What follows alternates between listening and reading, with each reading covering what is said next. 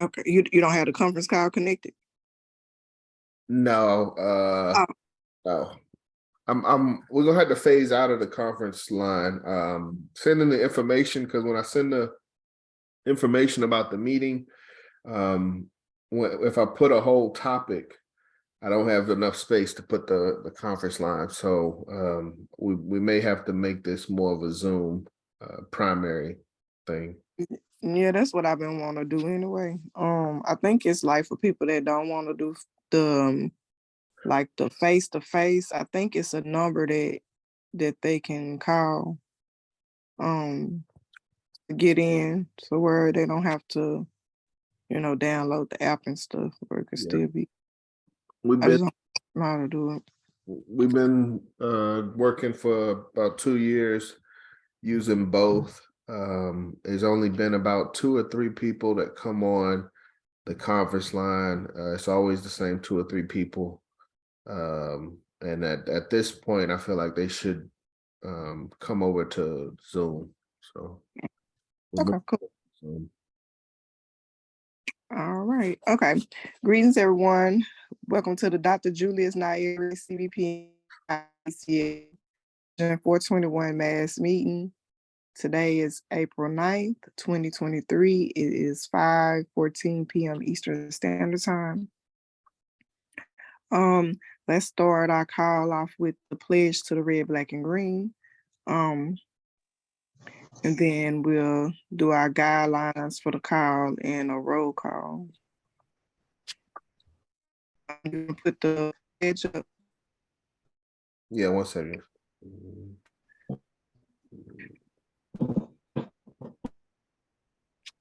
Okay. Yeah.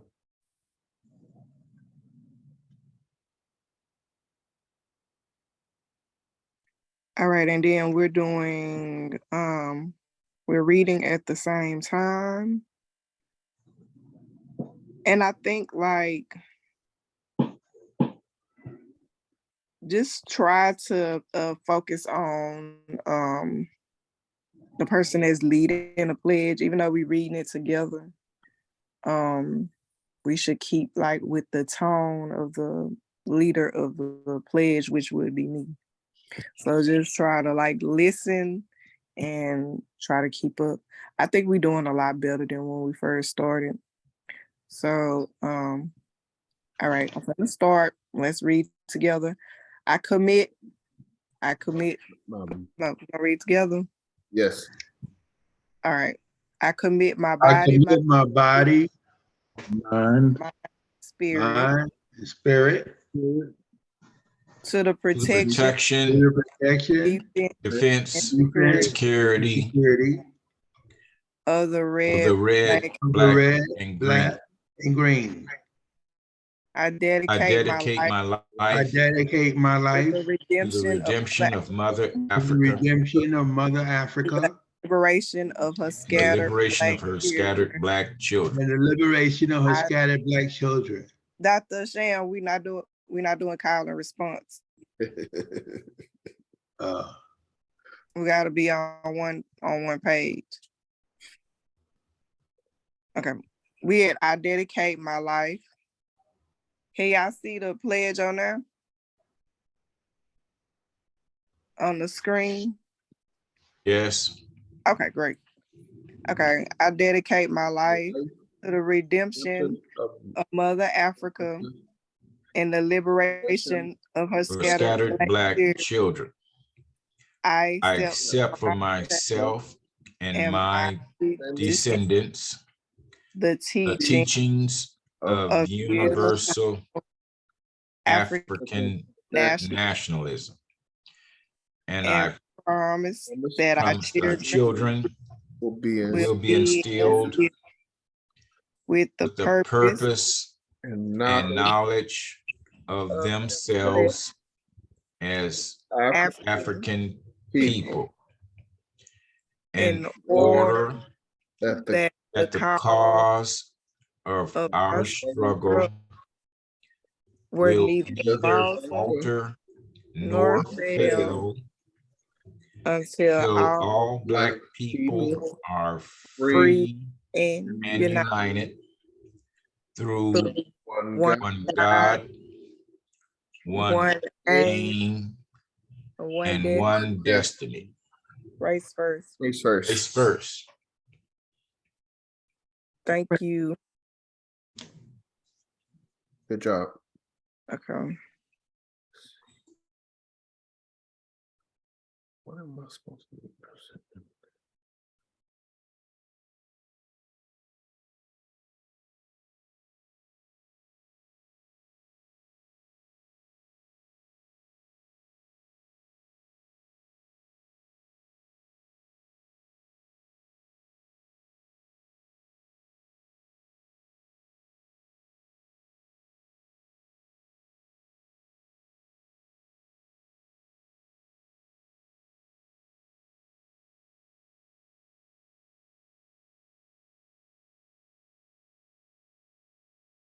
Sister Tania, you're on mute.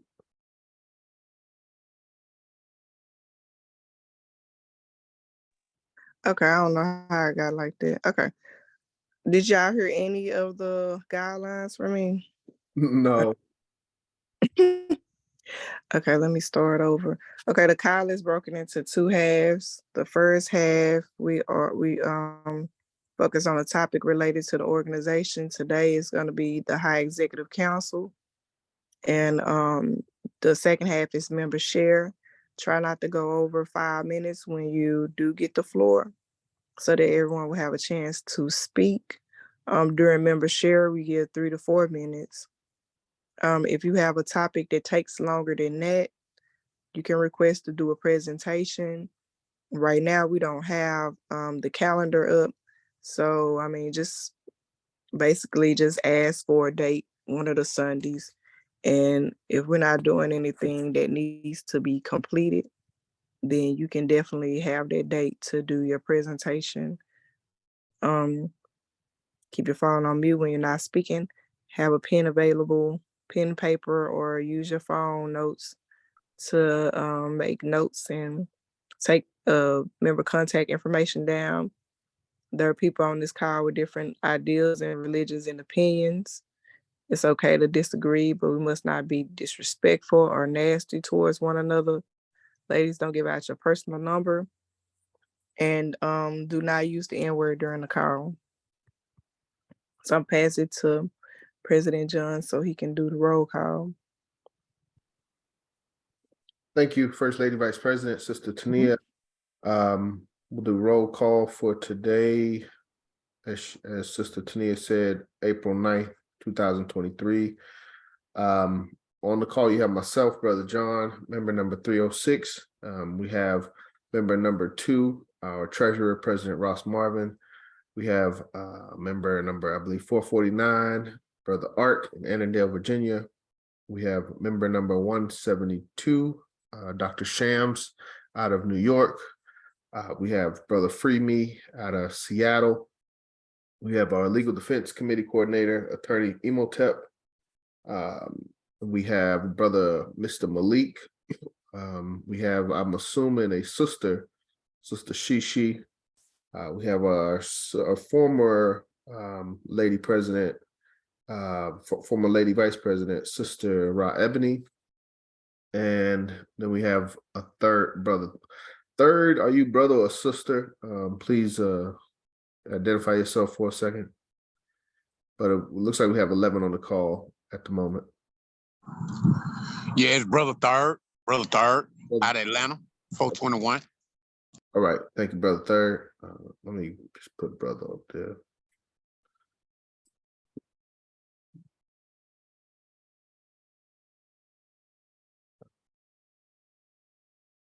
So yeah, we got 11 on the call for tonight.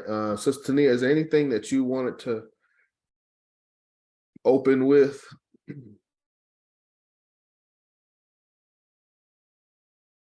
No, because I hadn't thought about it. I guess I should have called you before because I was thinking it was gonna just be the High Executive Council, so I didn't really have anything on my mind. I just know like sometime soon, that I know it's some agendas that we'll normally do around this time of year. I gotta go and look, but I just know like we have some readings and stuff that we need to do. But other than that, I can't think of nothing right now. I have to go and look. Okay. I can't hear you, brother. Oh, sorry. I agree. Yes, we do have to get caught up. So we've been spending a lot of time and energy on high executive council, and that's rightfully so. But we still have other things to keep up with. So I'm trying to find this flyer so we can start. Well, I sent it to myself.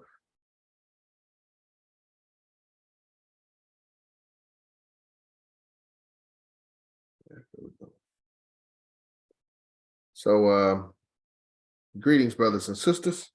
Brother John, President for Division 421. Hope everybody can see my screen. Yeah, this is the latest one. Everyone should have gotten a couple messages from me this week or these past couple weeks, primarily about promoting for high executive council. You should have gotten this flyer, seen this flyer in some form through text. So this has been our focus this year, a little bit, even some going into last year. But at the end of the day, the UNIA body will be here in Atlanta on the days of April 12th through 15th. Business will officially be the days of April 13th through the 15th. And I'm going to go through what our plans are for these days. Just starting out, those that plan to participate need to be dues paying members. Most of the people on the call already are. So that's taken care of. There is an additional $10 fee to participate on site. So even once you come to the meeting space, there'll be when you register, there'll be a $10 charge, and that'll go towards the parent body. But that'll be, I mean, as far as what they use the funds for, I can't say, whether it's general fund or African Redemption Fund, international headquarters, it'll be used for whatever is most important. But the importance of us doing that is it gives us the right to vote at that point. That's one of the biggest reasons for these meetings. There's a lot of ceremony that goes into it. Some rituals and things like that go into it. And I'm not trying to say anything to be cultish, but just like just the one God, one aim, one destiny, the national anthem, the pledge to the red, black, and green flag. These are rituals. So there's a lot of that, but the main focus or the main purpose for me, in my opinion, is the Constitution. So there's 2 steps to getting a resolution ratified in the Constitution. One is, there's 2 gatherings that have to pass the resolution. One is it has to make it through High Executive Council, and that's what we're hosting this week. The proposal to amend the Constitution, whatever it may be, even if it's something like, I make a resolution that women be allowed to participate in the African Legion, because as of right now, it's just men. So that has to be presented at High Executive Council. It has to be approved at High Executive Council, and that allows it to go to convention. Convention is held in August. This year, convention will be held in Curacao, but there's still a 2-step process. Nothing gets on the convention floor unless it's approved at High Executive Council. So that's the importance of high executive council. You know, there are no new resolutions brought up at convention. They're all resolutions that have been approved. But once you are approved at high executive council, you go to convention, and then it's revoted at convention. Again, urging all of us as Garveyites, as members of Division 421, we should try to do our best to attend these meetings. Everything right now is on site. So if we don't show up, if we don't attend, then our votes and our voices are not heard. That's one of the reasons why it's so important for me as president, President Ross's former president, to make the sacrifices that we have to make to attend these meetings, because this is the official representation of our region. So this is when everybody's coming together, and this is our chance to have our voices heard and make our amendments known. So that's what is going on. Very important. This is probably the biggest gathering that we've had here in Atlanta, or the most important gathering we've had here in Atlanta since I believe it was 2012 convention. So it's been over 10 years since we've been able to host a gathering of the entire UNIA. So I'm highlighting this of utmost importance. Want all members to come out and participate, to vote, and at the very least, be a witness to the process and understand, one, that our government is still alive and is still active, and two, exactly how it works and who the people are that sit in these positions. So any questions or comments so far?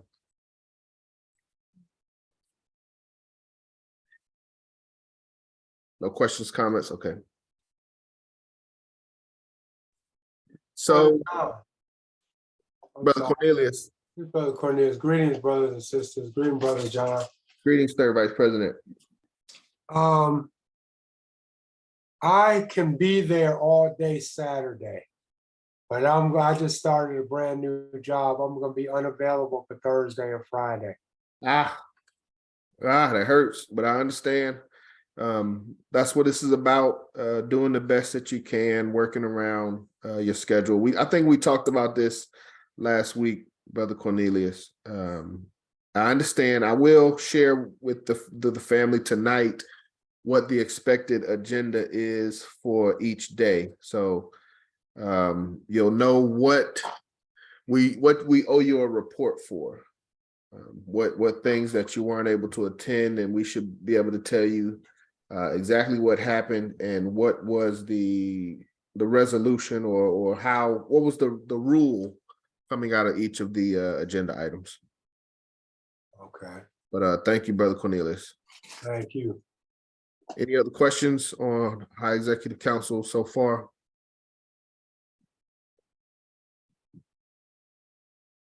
Okay. Couple things that I wanted to do, take a step back and kind of break down what is High Executive Council, and then we'll go into the schedule. Again, we did this a couple weeks back, but yeah, I'm even if this was a dead horse, I'm going to beat it until after convention is over. So we have a obligation to know the Constitution. Garvey says in Philosophies and Opinions, in order to teach the UNIA, you must know the Constitution and its book of laws. You must read the Constitution and book of laws from cover to cover. So we're going into the Constitution again tonight. I should always, when we go into the Constitution, I should always start with the preamble.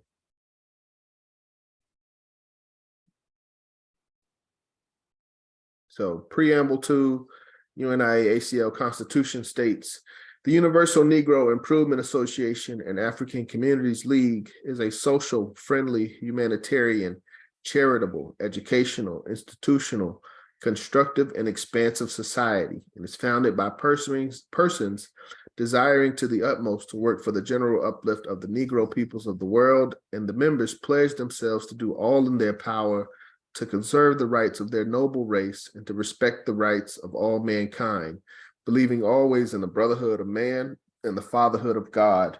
The motto of the organization is one God, one aim, one destiny.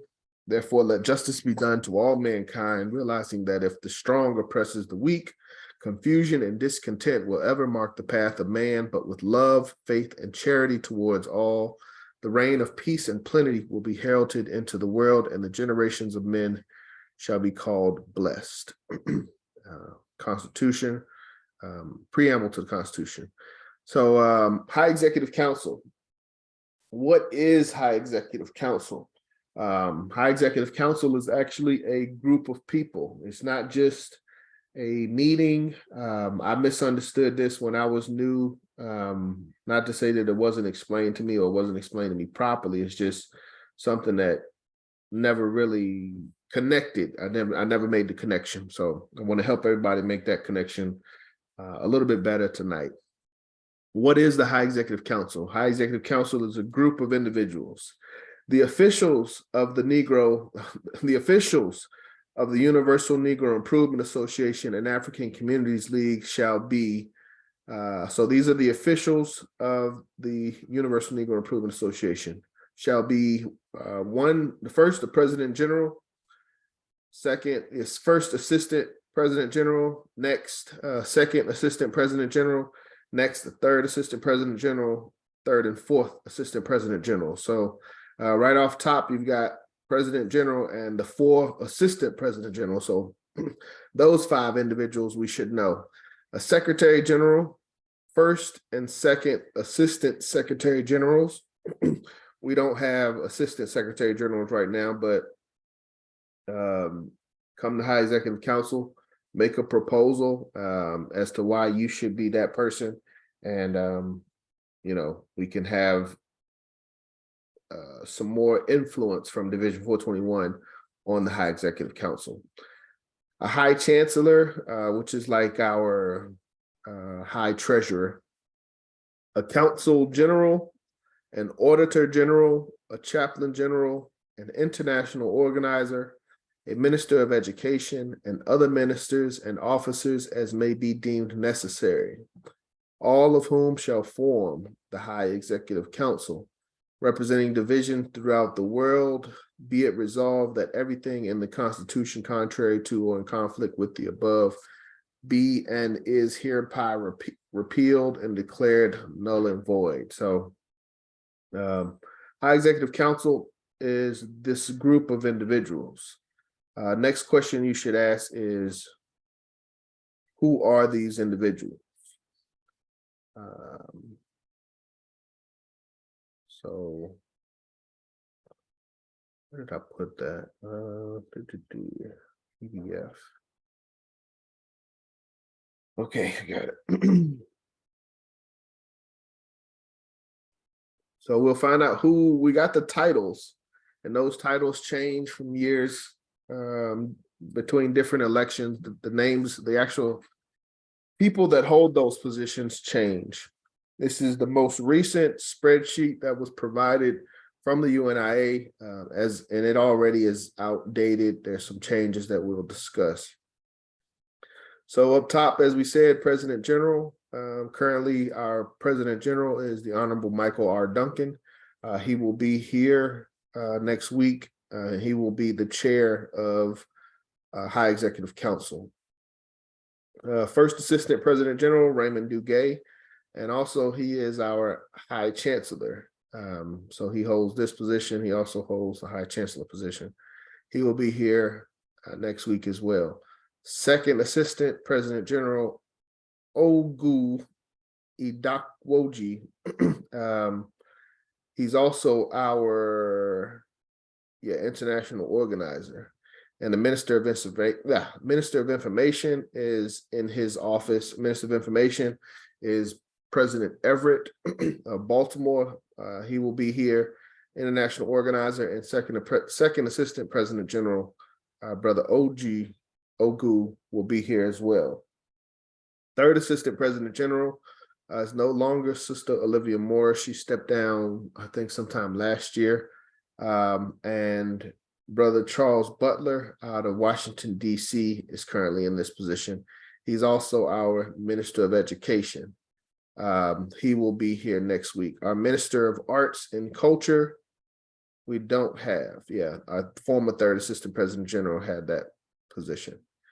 Fourth Assistant President, Minister of Labor and Industries, Brother Clyde Banks, also President of Division 429, will be here. Fourth Assistant President General, Brother Quahir Assar, who is also head of our Minister of African Legions, as well as the head of Black Cross Nurses. He will be here as well. Secretary General, Sister Brenda Amoakan. We don't have a Assistant Secretary General. This sister stepped down, Sister Crystal, but Sister Brenda will be here as well. And in essence, these individuals make up our High Executive Council. We don't have an Auditor General. We do not have a Chaplain General. We do not currently have a Counsel General. Our Surgeon General is Brother Dr. James McIntosh out of New York. And as I said, High Chancellor is Raymond Duguay. So we also need to have our High Executive Council acknowledge these vacant seats. Why are these seats vacant? How long have these seats been vacant? When do we plan to fill these seats? These are things that are constantly brought up year after year. No substantial answers are given, but we need the support of the people. We need everyone to come out and have a strong voice so we can get these questions asked properly and answered properly. Any questions on who or what is our High Executive Council?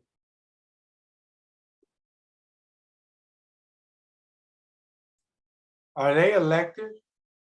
The empty seats? Excellent question. No, these not all. So the green positions are elected. First assistant, wait a minute. Are all green ones? Well, I know the green ones are. President General, first, second, third, fourth President General, these are all elected. And from then, the President General appoints the remaining individuals. So excellent question. And no, they're not elected. They are appointed by the President General. Any other questions? So basically they're empty just because he hasn't appointed anybody or nobody stood for it. He hasn't appointed anybody. The individuals that have stood up, he's decided to go against them. But at any rate, great question. It is his responsibility as President General to have these positions filled. So if we as a people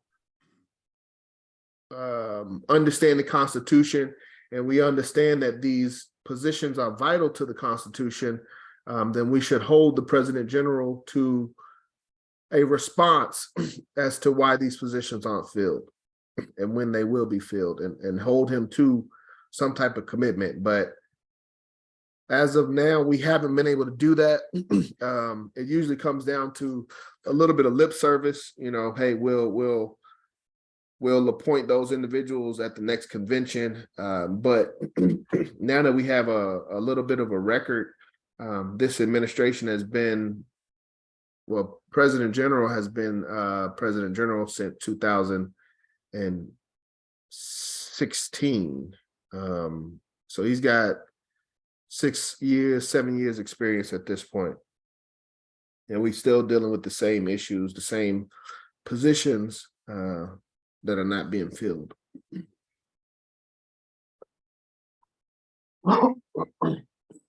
Any other questions on High Executive Council, who they are. Okay, and okay, let me get to the agenda. That's a flow chart.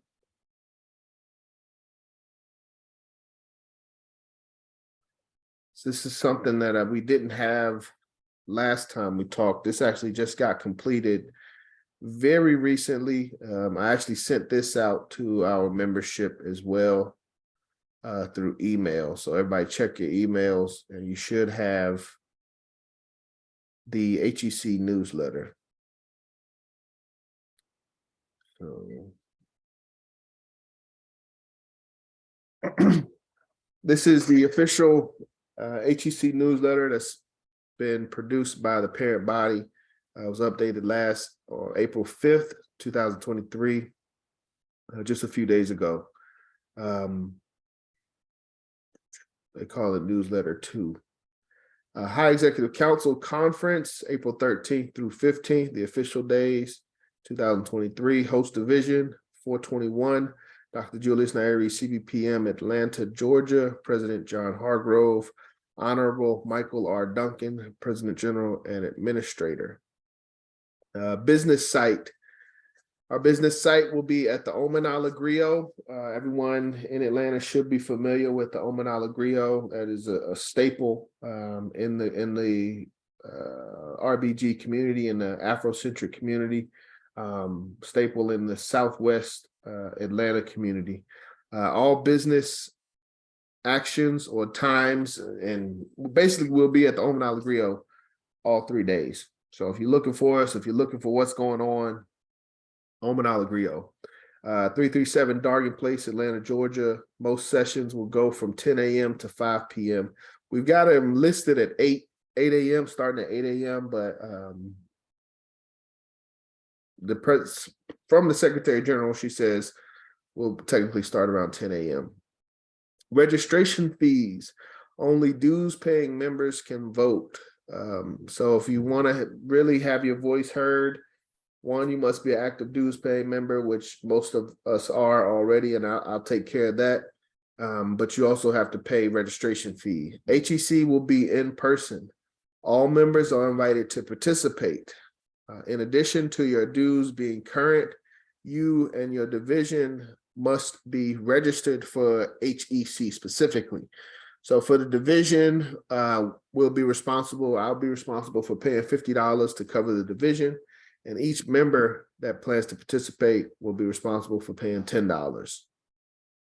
Preparing for convention. So as I said, we've got 2 major meetings throughout the year, High Executive Council and convention. Convention is where in 1920 in August, that's where Marcus Garvey and our ancestors did the plebiscite, presented the Declaration of Rights of Negro Peoples of the World, presented the flag. What else? But that was convention. This is High Executive Council. But what is the purpose of High Executive Council? Purpose of HEC. HEC is where we will decide the agenda for convention. So as of right now, we've got our biggest meeting throughout the year is scheduled in August, but there's no agenda for that meeting. And that's what HEC is for. That's what next week is for. The 65th International Convention will be in Curacao. So it's I think it's south of the Caribbean, somewhere in the Caribbean. It's an island. There's much to do. We will be looking at possible topics and your resolutions, suggested amendments, etc. Any questions, comments so far?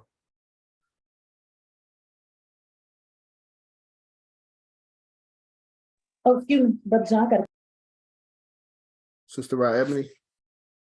Yes. Greetings, everybody. The $10 that you was mentioning that we have to pay for the HEC, do we send it to you through Cashapp or do we send it to them? Great question. That would go to the parent body. That does not go to 421. That goes to UNIA as a whole. I would say do not send anything until you come in person, and then just do it while you're in person and let them see, hey, I sent the funds. But that would go to the parent body. Okay, thank you so much. No problem. Any other questions?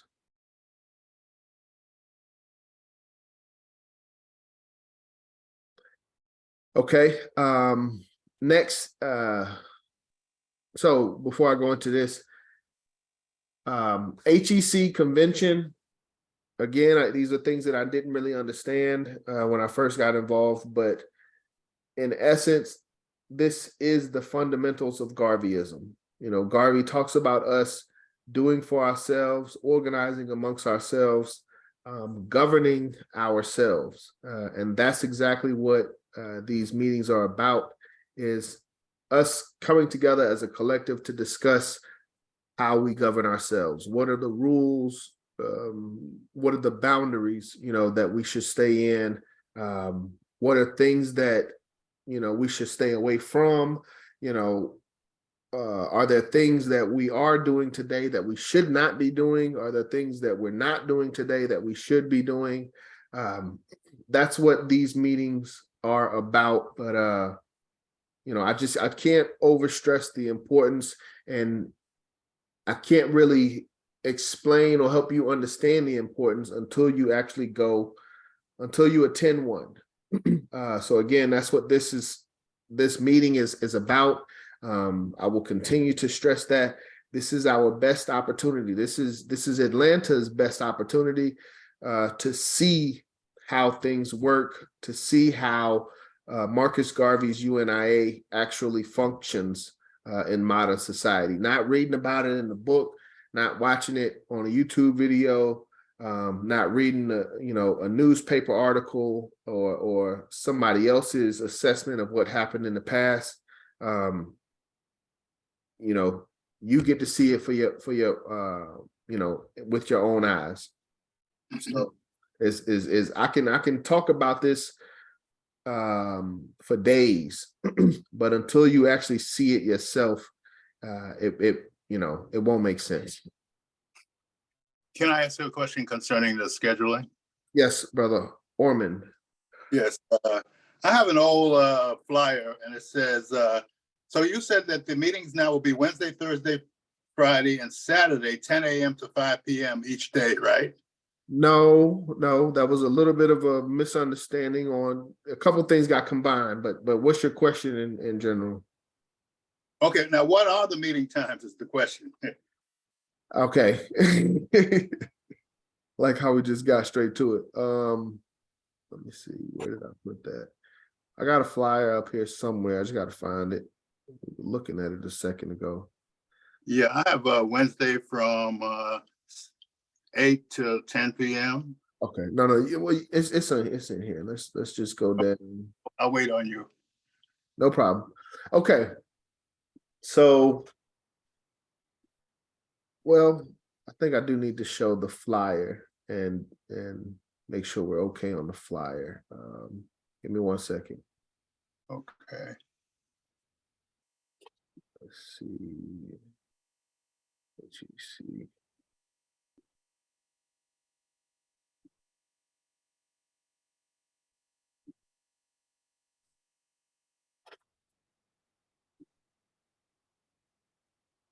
Brother Orman, can you see my screen? Let me know. Yes. Oh, shoot. Now I don't. Now I do. Okay, this the flyer you referring to? Yes, that's exactly the flyer. Okay. Yeah, the times on this flyer are actually so they're aggressive. They are, well, I guess I would say kind of conservative, I guess, more than aggressive.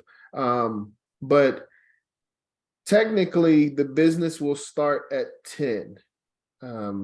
But we will be serving a continental breakfast from 8 until 10.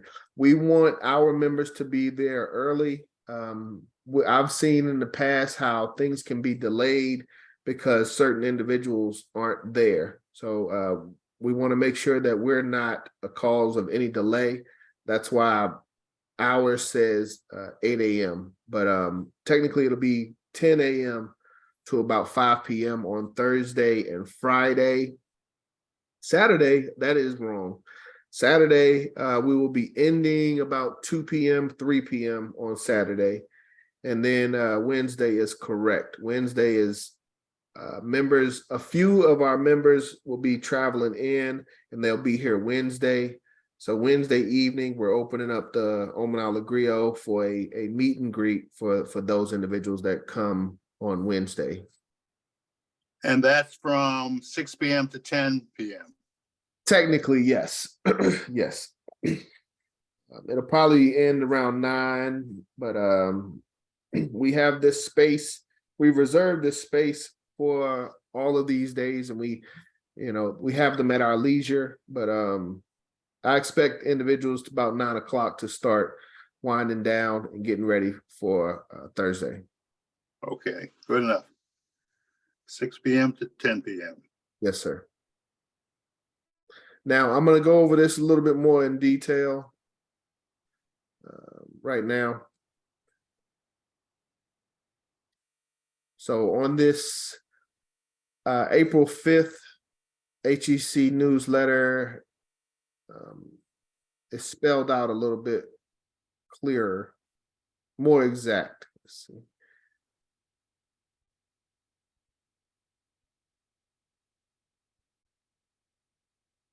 All right, so this is the actual agenda. This is the official agenda of 2023 HEC.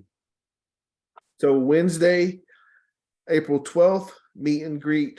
So they've got 6 to 8:30. I told you, like we've got the building all night, but they only want to be, they plan to shut down around 8:30. Their light snacks, we're just greeting some individuals that have either been driving for 10 plus hours or they just flew in. So we're not doing too much. We're not trying to expect too much, but we just kind of want to offer some comfort and amenities for those that had to travel and kind of allow them to get an early greeting. We can kind of put a face with the names. They'll know us, we'll know them going into HEC, going into the business sessions. April 13th, Thursday. Hold on one second. Let me, because I need to see if give me 1 second. I need to call our lady president, try to get her on here.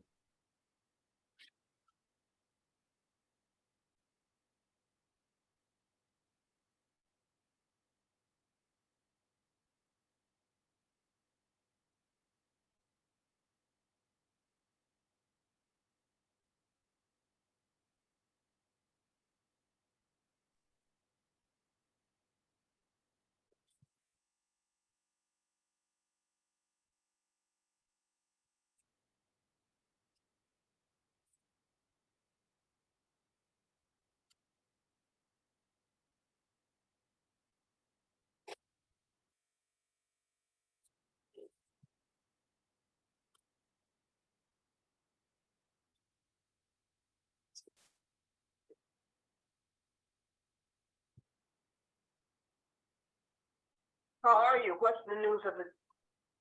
Okay, no answer. So we'll continue. Thursday, April 13th, business sessions 1 and 2 are scheduled.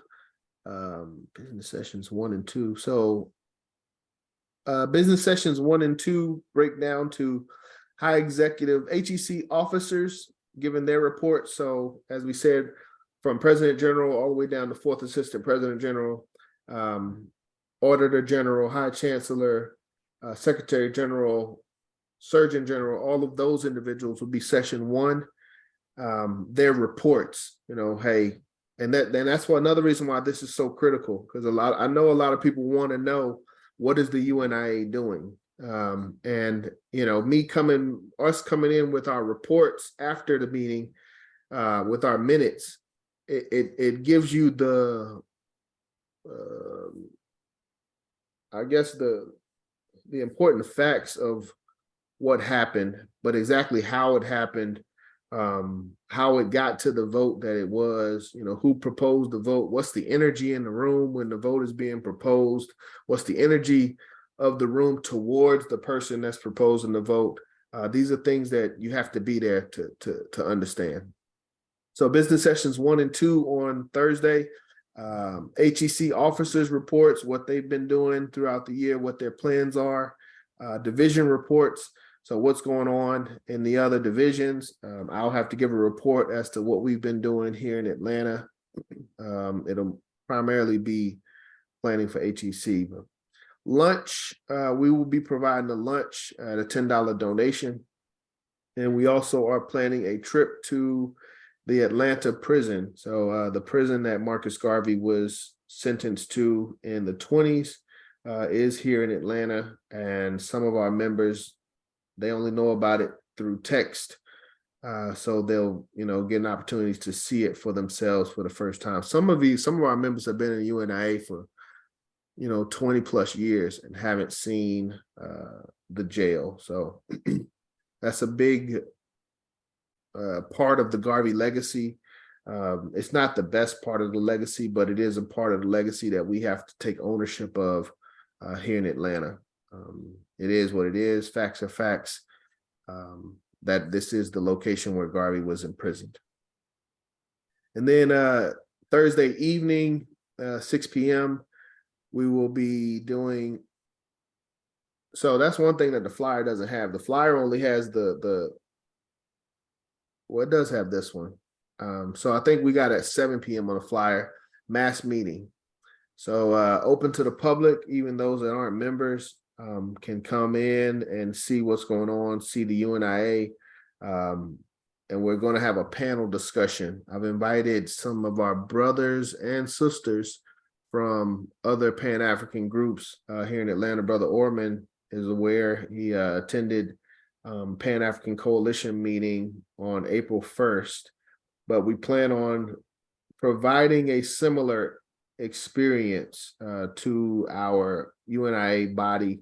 We want to give them some insight as to what we're trying to do here in Atlanta, and hopefully they can take that back to New York, Chicago, Philadelphia, DC, Baltimore, and do this, emulate the same thing. It may be different organizations, but the concept of organizing like-minded organizations is something that we want to highlight.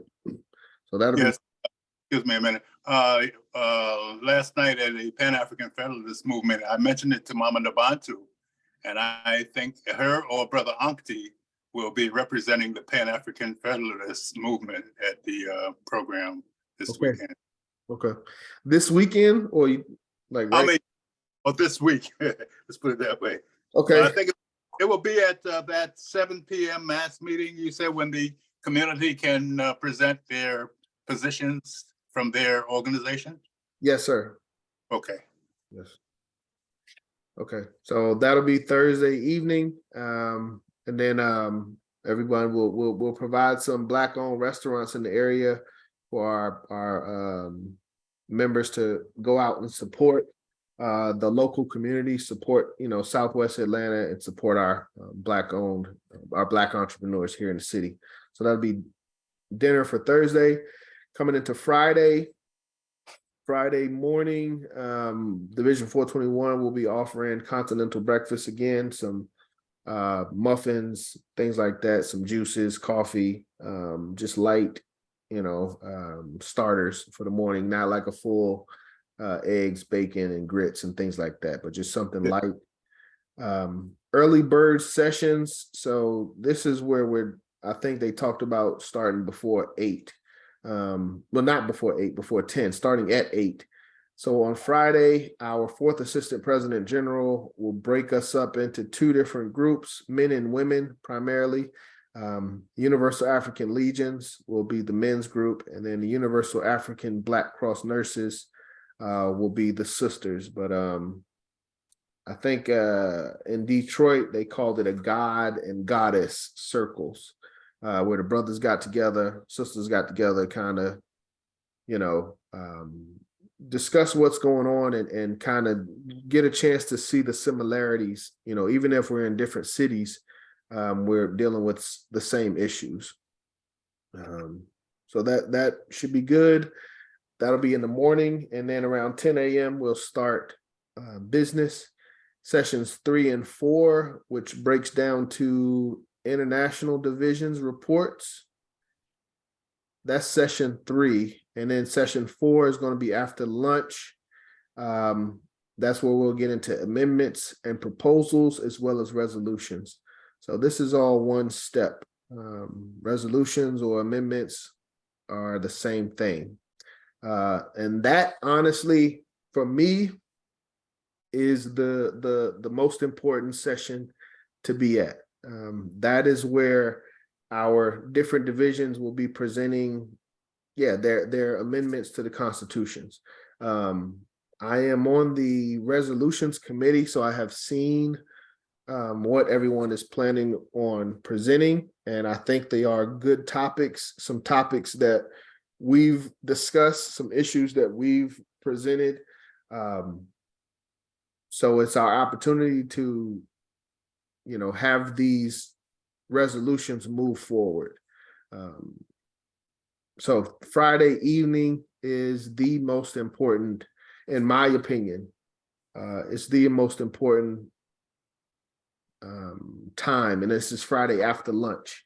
That's the most important time to participate in High Executive Council. Let me see.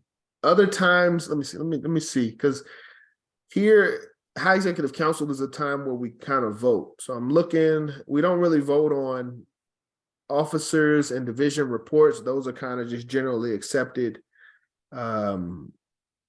African Legion, African Black Cross Nurses, there won't be any proposals brought up. Those are just discussions. International division reports, nothing to vote on there. So really, when they talk about voting, it's Friday after lunch when we start bringing up the resolutions, because these resolutions, if we approve them at High Executive Council, they become the agenda for convention. So it's a critical moment. It's not the best, because we can present something, we can approve something, and it still gets shot down in convention.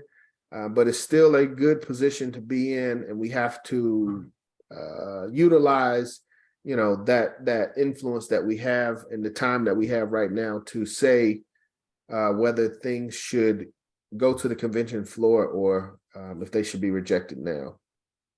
So, any questions, comments so far?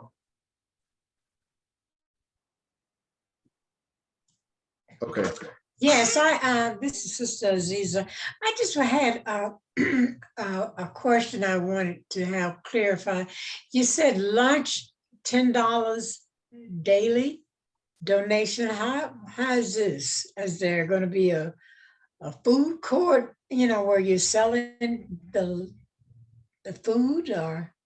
Yes. So Mama Amina, that's why I needed her to be here. She's going to be helping us with food. So it's two things. One, we're talking about having some vendors that will be on the outside, but on the inside, Mama Amina is going to be providing lunch options.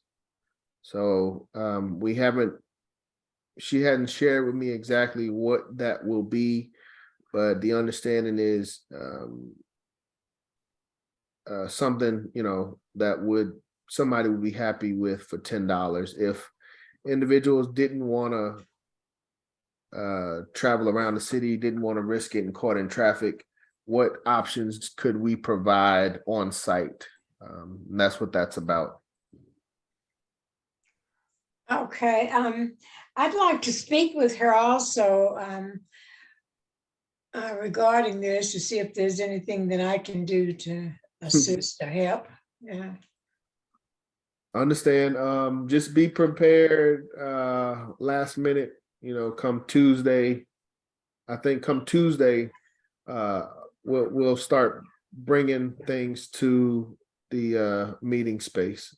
Some items that are pre-prepped that we can bring in, we'll start bringing that Tuesday, and then officially Wednesday. You know, anything that's left over, and then Thursday we'll start with the hot prep. Okay, So all right. you're on standby. Thank you, Sister Aziza. Asante. Any other questions so far? We got through Friday after lunch, resolutions and voting. Okay. Friday evening, probably around 7 p.m., we are planning to do an awards dinner. So this will be not officially formal, but just a little bit more formal than the business gathering.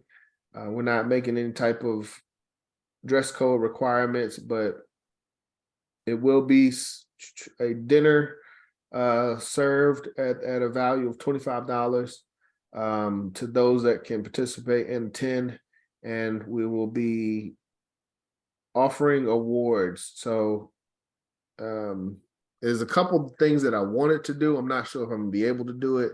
Some acknowledgement within the division, but one thing I know for sure that we're going to do is the individuals that graduated the course of African philosophy will get their certificates, and I think we will acknowledge the individuals that completed orientation, and we'll also announce the next orientation when that will begin. But we'll have an official awards dinner with a couple speakers, but that'll be Friday evening. Okay, and then Saturday is the last day. Saturday morning, early bird sessions again. The men's circle and the women's circle on Saturday morning.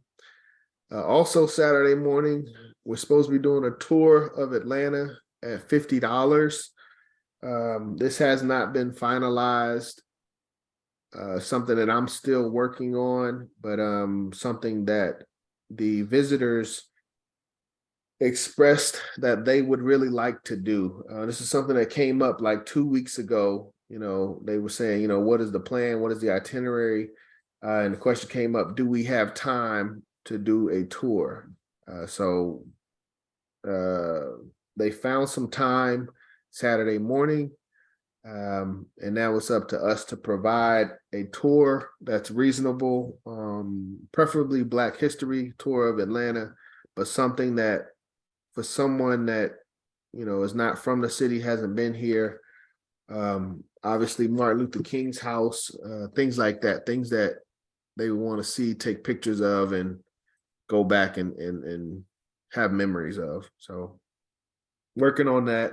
That'll be $50 for those that participate. And then once we come back from that, we'll finish up the rest of the business, which includes reports from early bird sessions. So reports from the African Legion, as well as the Black Cross Nurses and Goddess Circle, legal issue, how to distinguish our UNIA. So for those that aren't aware, there are fractions within the body of the UNIA that Marcus Garvey left. There are officially 3 different organizations or groups claiming to be the legitimate UNIA. We are one of those groups. So that'll be something that we discuss on Saturday evening. I guess that will be an important meeting to attend as well.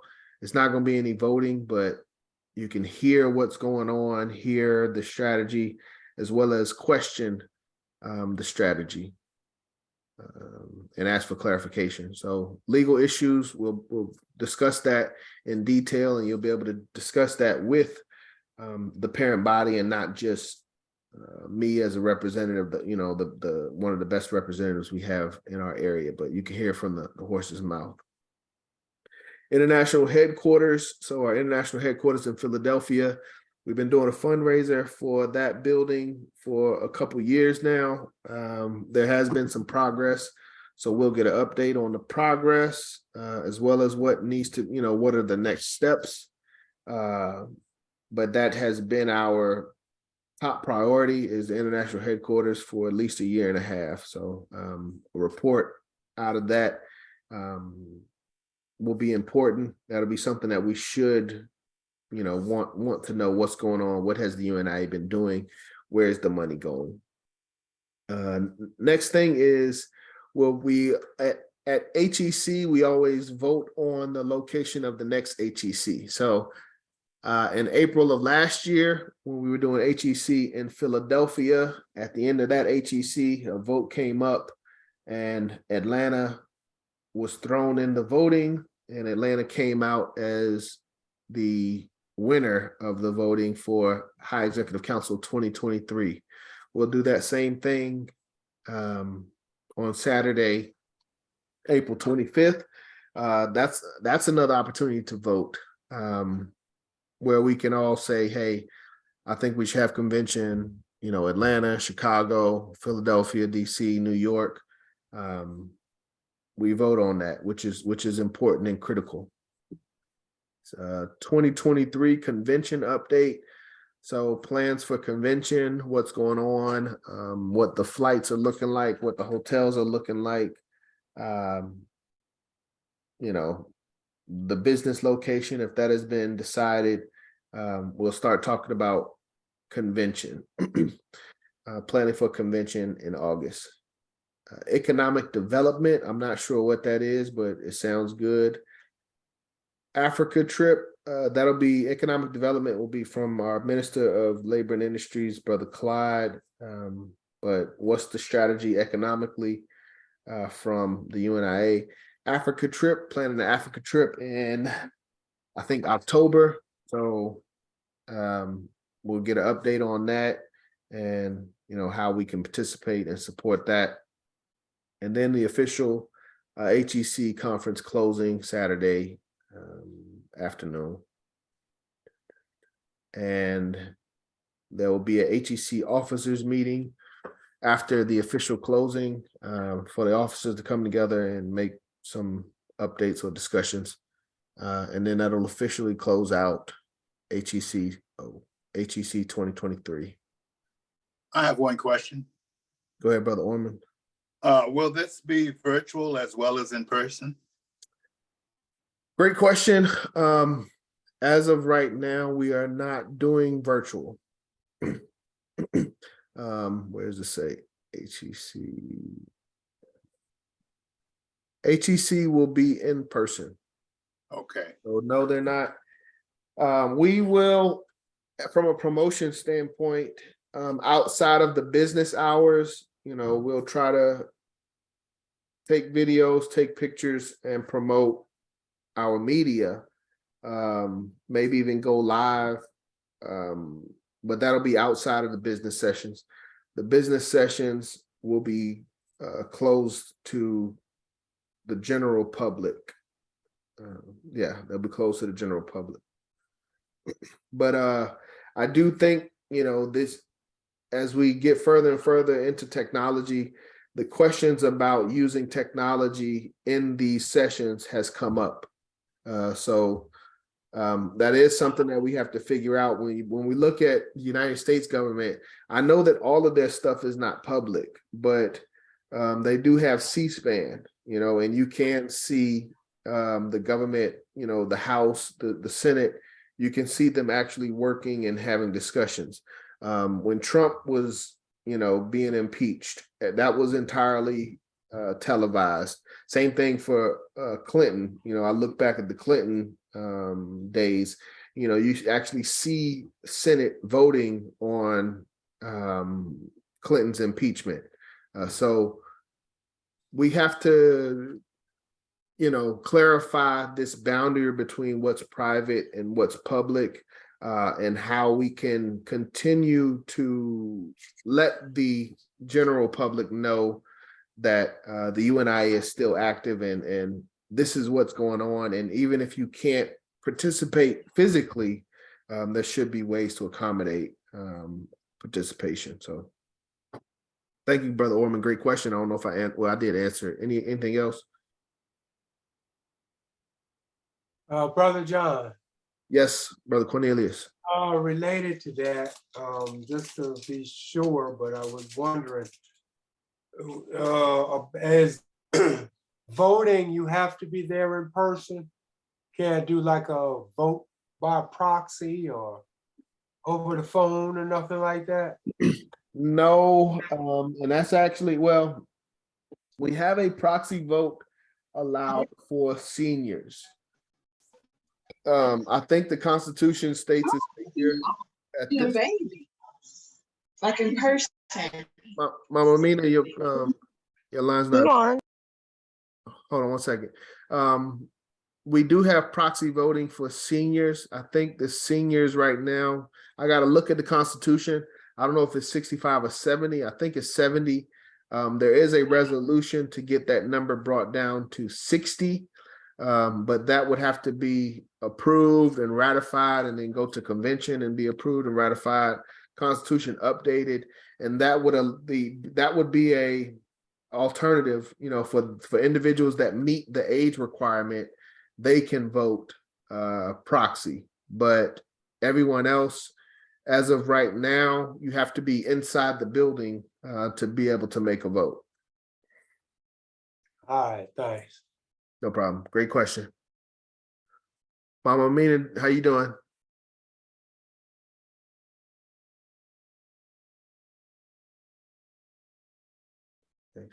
You're on mute now. Yeah, so I'm sorry to be so late. I'm doing well. How are you doing? How are things going? Doing well. I need you to stay on after we close out. All executive officers, I need to stay on the call after we close out. We weren't able to have our meeting yesterday, so we need to kind of discuss our final details. Actually, a question came up already as to what we were going to do for lunch, but Okay. we just need to kind of, well, I guess we can do it amongst the members if they wish to hear it, but the plan that I had laid out, we kind of need to detail what the expectation is for every hour and who's going to be responsible for, everything that needs to be done. We got to break up the responsibility. Okay. Anybody else? Any questions, comments on HEC 2023 next week? Now, Yes, I have a question. Brother Orman? Now, that flyer that I see before me and the one that you've been reading off, that's that online, right? This HEC newsletter that you see before you, that went out to our membership earlier this week. You should have received a copy of that in your email. Thank you. My oversight. No problem. And make sure you do it because I got to make sure our email database is updated and accurate. So if you didn't get it, that means I need to add you to the system.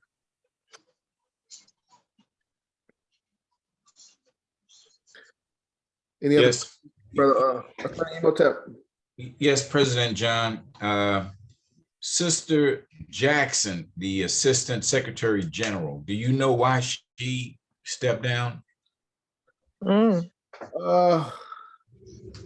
me see. I'll give you my understanding. So you're talking about Assistant Secretary General Crystal Jackson. Let me see. So, oh yeah, it's coming back now. She did a lot of work. She worked on the Constitution Committee in 2019, 2020 to have the constitutions, the separate constitutions brought together into one constitution. Going into 2020, we were supposed to have our election got pushed back to 2021.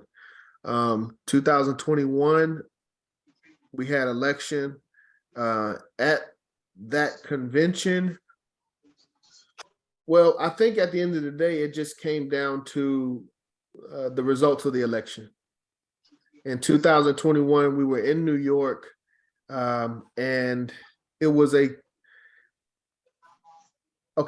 one of the proposals that Sister Crystal brought forth was to have electronic voting. Same thing that everybody's talking right now. How can people that aren't there participate in the voting, especially if you're an active dues paying member, but you're Right. able to travel? How can you have your voice heard? So she actually worked to make sure that resolution was approved, and that resolution was approved in convention in 2021. However, also at that convention, we were up to have election, and we were voting for the High Executive Council. So we were voting for President General, we were voting for First Assistant President General, Second Assistant President General, Third Assistant President General, Fourth Assistant President General. And as we said, the other positions are appointed by President General. The results of the election was a clean sweep for New York. Yes. So we were in New York. Obviously, New York had, All their yes, they had larger numbers because we're in their home city. right. He's brought forth a proposal that was just agreed upon, that we should have electronic voting so that the host division doesn't have an unfair advantage. Right. So my understanding is after that election, and she saw, the results of what she was trying to avoid. Happening. Yes, she just felt that the administration Was corrupt.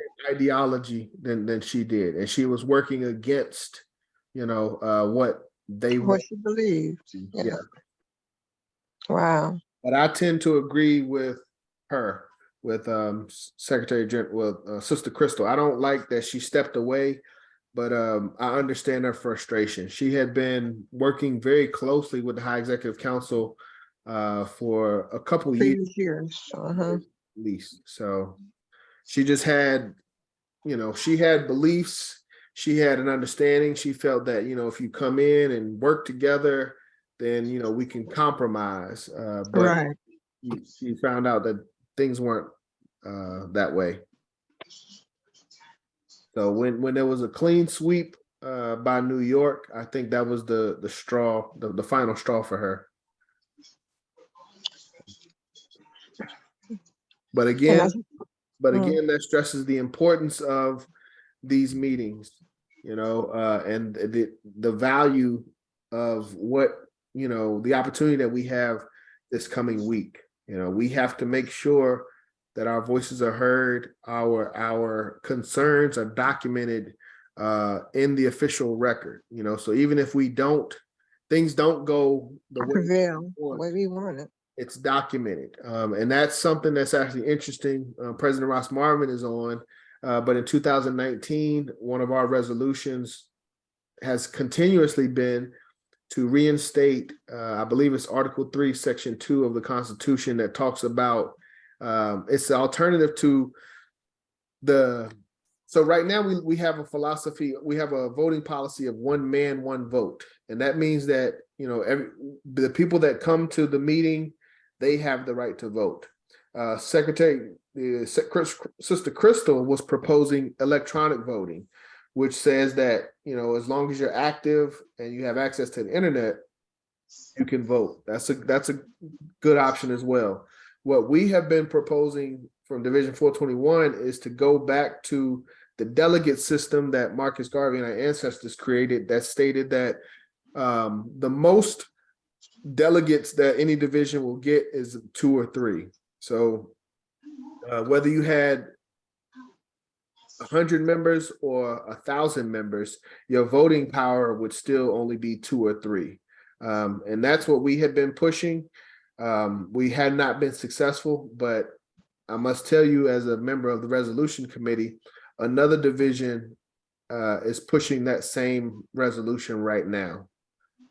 So, again, we may not get what we want when we want it, but you know, as Garvey said, men who are in earnest have no fear of consequences. Mhm. Serious about what we're proposing and the recommendations that we're making. It doesn't matter if it happens today or tomorrow here in Atlanta.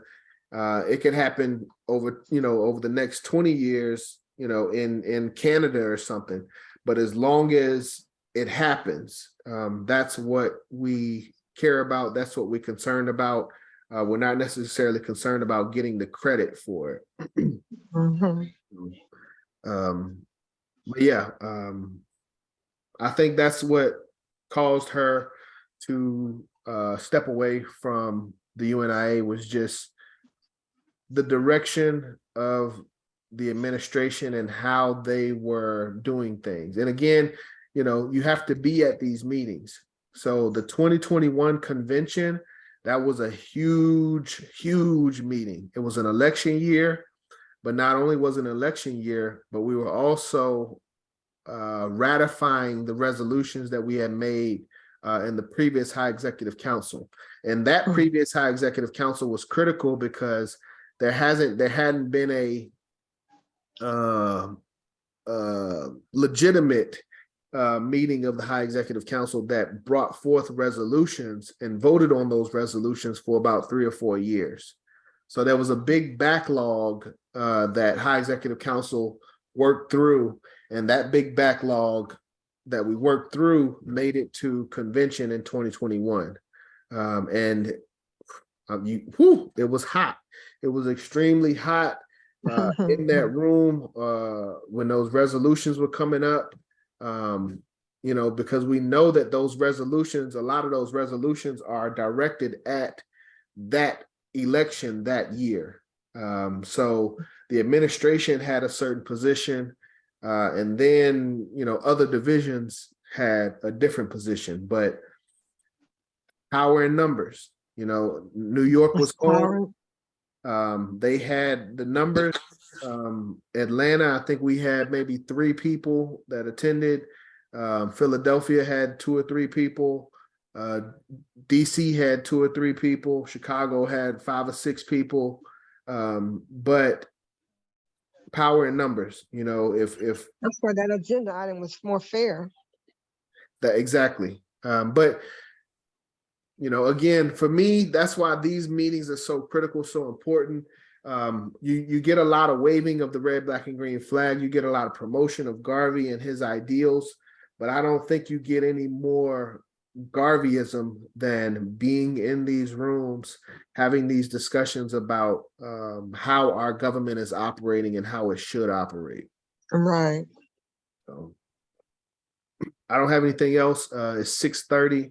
I've been going on for a long time, but I hope I have done a good job of expressing the importance of what's going on next week here in Atlanta. And I don't want us to miss the opportunity. You know, I don't want us to, because once next week is gone, it's gone. You know, even if we come Saturday at 5 o'clock and say, oh, I got this great idea, you know, Right. we got to wait until, not only until we have another meeting, but when we have another meeting here in this city, you know. And as we said, it's been over 10 years since we've had this type of gathering. So I want us to take it serious, you know, and show, you know, the rest of the UNIA that, you know, we take this serious here in the South. We are the only active, working, functioning division south of, I don't know which one is further south between, I think it's DC is south, yeah. DC is south of Baltimore, but south of DC, there's no representation in the UNIA other than us here in Atlanta. Wow. All of our other divisions, New York, Philly, Chicago, Baltimore, well, LA is, you know, way on the West Coast. They are South technically, but they're more, it's not, we know how the South is. It's West, right, it's West. So we have to make sure our voice is heard, our region is heard, and our region is represented. So I'm very thankful of this opportunity, of the fact that the UNIA decided to give us this chance to host High Executive Council. I must tell you, when it was proposed, we weren't ready. You know, it was me and Brother Omasius. Actually, it's funny. This goes back to convention in New York. Brother Everett, the president of Baltimore, was hinting to me that he feels that things are coming to Atlanta, and you know, I kind of just, hey, So they had discussed that then. possibly, but you know, I just tell him, hey, it don't matter what it is, whatever it is, Atlanta is ready. You know, we will be ready.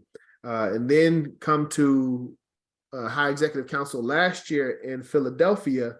As soon as we got there, as soon as I got there, as soon as Brother Omasius got there, we started to interact with the membership, the building, the energy. You know, it was just me and Brother Omasius representing Atlanta, but we could tell. We said, hey, at the end of this convention, they're going to ask us to host convention next year, which is right now. And like I said, it was just me and him. Nowhere near prepared, but as Garvey teaches, without confidence, we are twice defeated. With confidence, we have won before the race has even started. So even though we didn't have any substance, we still carried ourselves with confidence, and I still maintain that. I know the potential of our region. I know the potential of our division, and I know that, you know, we step up when the time comes. So again, just in summary, I'm thankful for the opportunity. We are here. We will perform. We will do a great job. I'm already happy and proud of what we're going to do. But, you know, we still have to execute. So that's all I've got. Right. Oh, Amina, did you Right. want to say anything? Oh, you asking me? Yeah, did Amina? you want to? Yeah. Oh no, I don't necessarily have anything. I just agree with everything you said. You're right. And I can remember 10 years ago when they were here. You know, we performed back then, and we can do it today. Yes, ma'am. Yeah, that was before my time, you know. But Wow, I was there. I was there for sure. And we had the national convention was here in Atlanta. That's right. yep. Yeah. And we would just, because the organization, our division was created in 2009. So we were just a baby division, 3 years old. I can only imagine how we were scratching and scrambling to get things, you know. Brother Ross Marvin, I said he was for sure, but we did it for sure. Yes. We did it. Yes, and the record shows, you know, like I said, and that's what part of what this is about. You know, no one can take that away from history. 2012 High Executive Council, August, held in Atlanta, Georgia. You know, that's stamped in history. And now it's our time. That's right. 2023 High Executive Council. What will the record books say? You know, but I'm confident that it'll be a good, successful, you know, impactful and productive gathering. So, anyone else have anything on High Executive Council before we move to member share?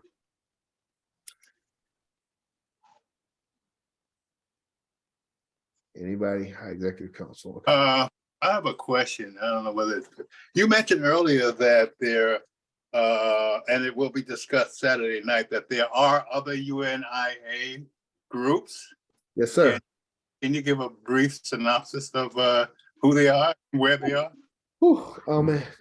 Yes, this will be very brief. Obviously, it's a lot of history when things like this happen. I will be brief. President Ross Marvin. If I miss out on anything or if there's any critical details, because I'm gonna be short. I know there's some things I'll miss. If you'd like, you know, fill in the blanks. So, the original split to my knowledge, goes back, well, there's been several fractions. At one time, Garvey himself was thrown out of UNIA and had to reform the UNIA. Okay. That's why you get August on the original constitution that we have for our organization. It says UNIA-ACL of the world, August 1929. So that was kind of one of the first reformations of the UNIA. And then this is ooh, it's so messy. After Garvey transitioned, our second assistant president general, brother James R. Stewart, wanted to take the leadership of the UNIA to Liberia.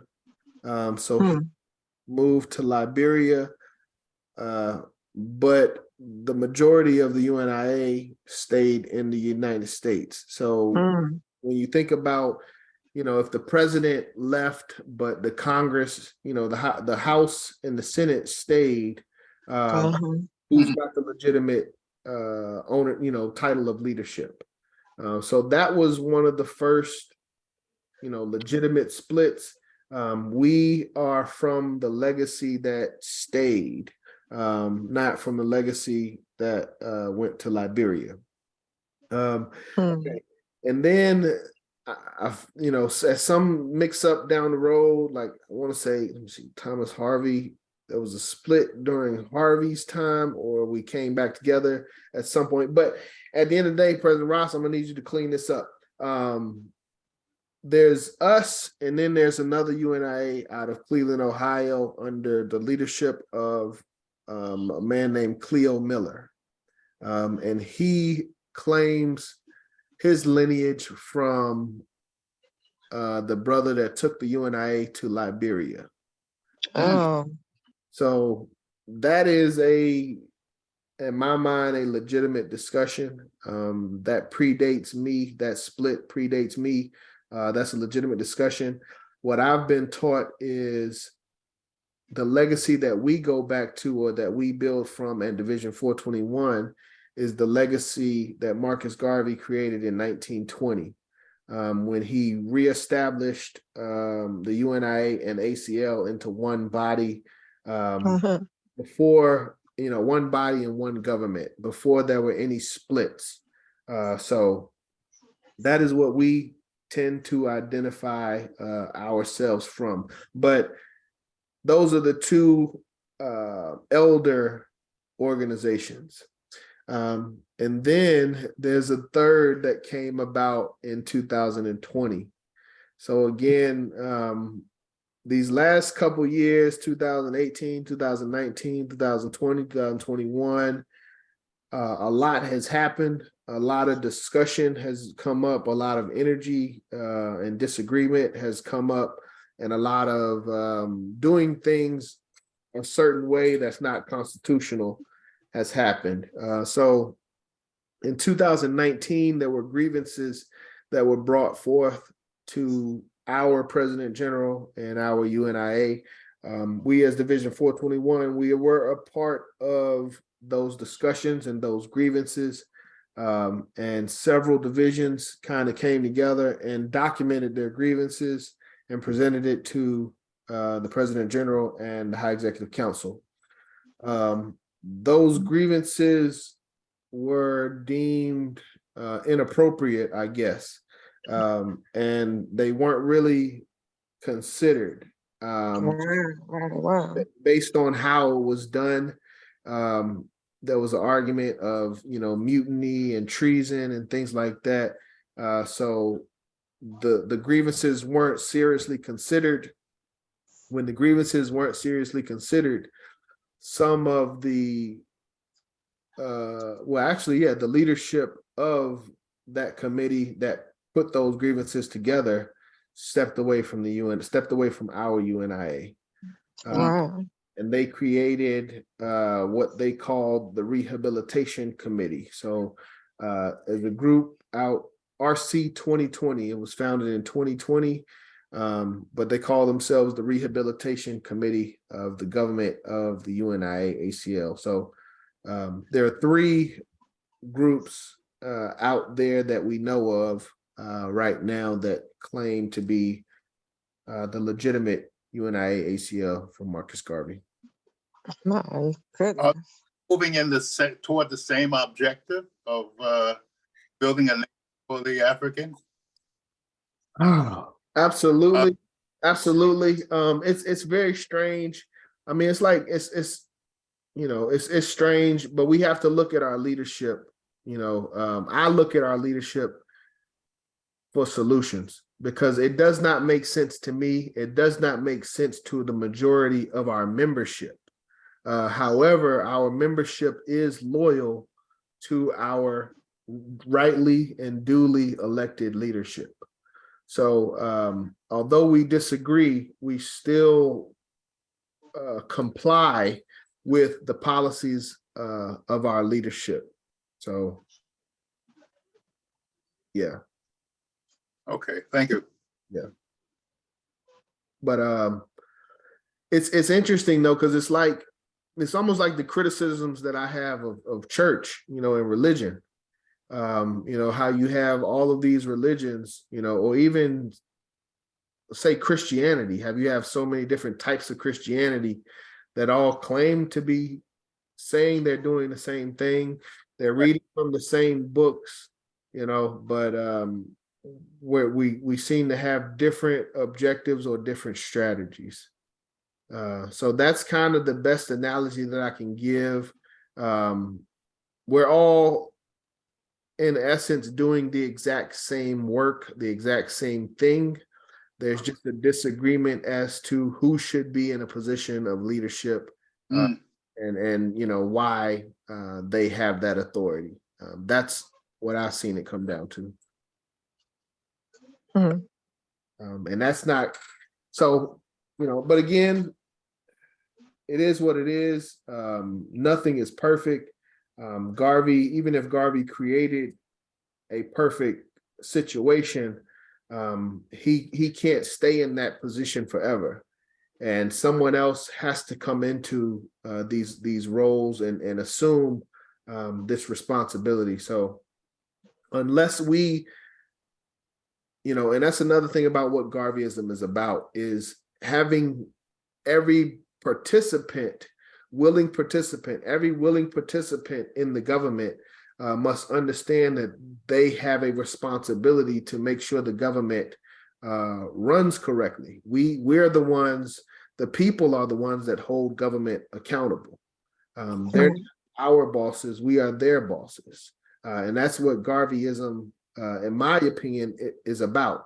You know, not only within the UNIA, making sure our leaders are doing what they said, you know, are abiding by the Constitution, but even outside of that, you know, in the United States, you know, is the Georgia government, are they, you know, abiding by their Constitution? Is the city of Atlanta, are the people that represent us in different districts, are they doing a good job of representing us? You know, but that's the essence, a fundamental aspect of Garveyism is holding our elected officials accountable. That is a big part of what HEC gives us the opportunity to do. We don't get a lot of, you know, even me as president, I don't get a lot of times to communicate with the President General.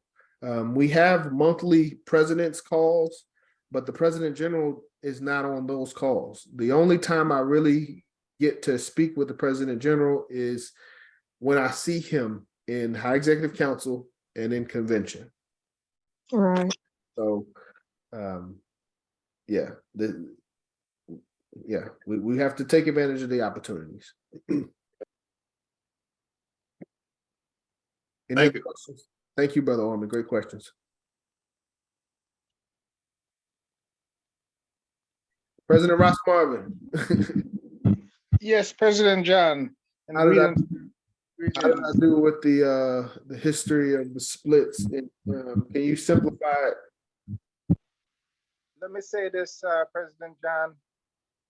Listening to the breakdown for the HEC and how you broke down the history of the splits. Yes, it started way back, as President John said, 1929. That's when Garvey was deported. So and I think that's when Garvey recreated the UNIA of 1929. You have to understand, throughout the 20s, the UNIA was very, very, very strong. Right. Membership Pan-African organization during that time. They said we had over 10 million members during that time. Wow. Throughout the whole country, the United States and the world. Right. Marcus Garvey was sitting on top of the UNIA as the President General. So once he got deported, there was a lot of opportunists that tried to take leadership. He got imprisoned and deported. Huh? Exactly, and he was in prison right here in Atlanta as President John at the federal penitentiary on McDonough. So, but President John, you did an excellent job in breaking it down. And there was splits after that, as President John said, during the 50s. There was not a split. And also, as President John said, just recent in 2020, RC 2020, you have to understand the brothers and sisters of RC 2020, they were with us. They split from us.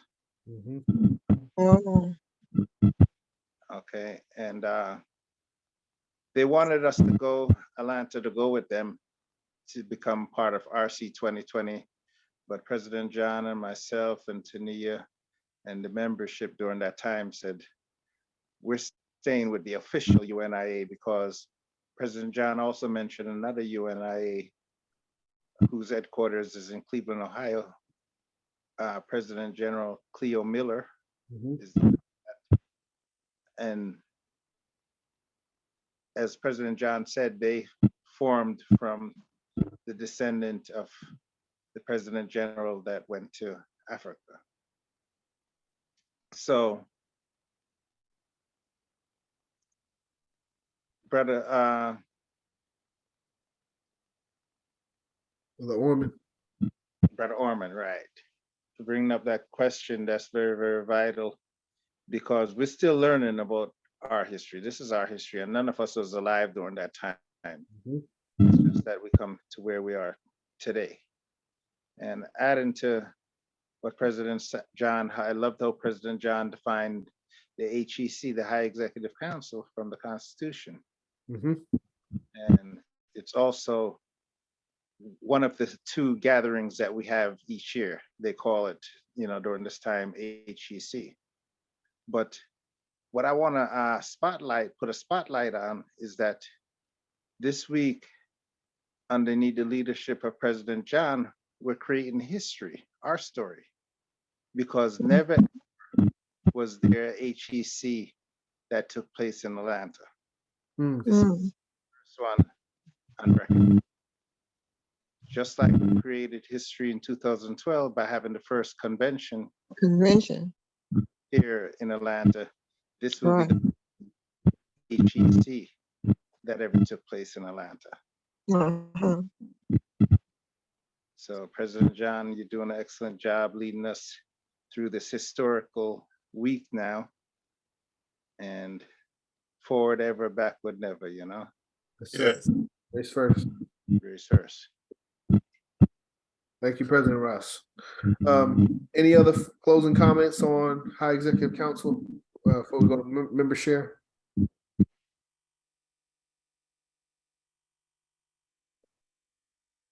Closing comment. One thing, the ideas about the If I may say, Lady President, Nina, just real quick, I put a link in the chat for the 2012 convention that we had here in Atlanta. And that's just one of the days. And that was the day we had the parade.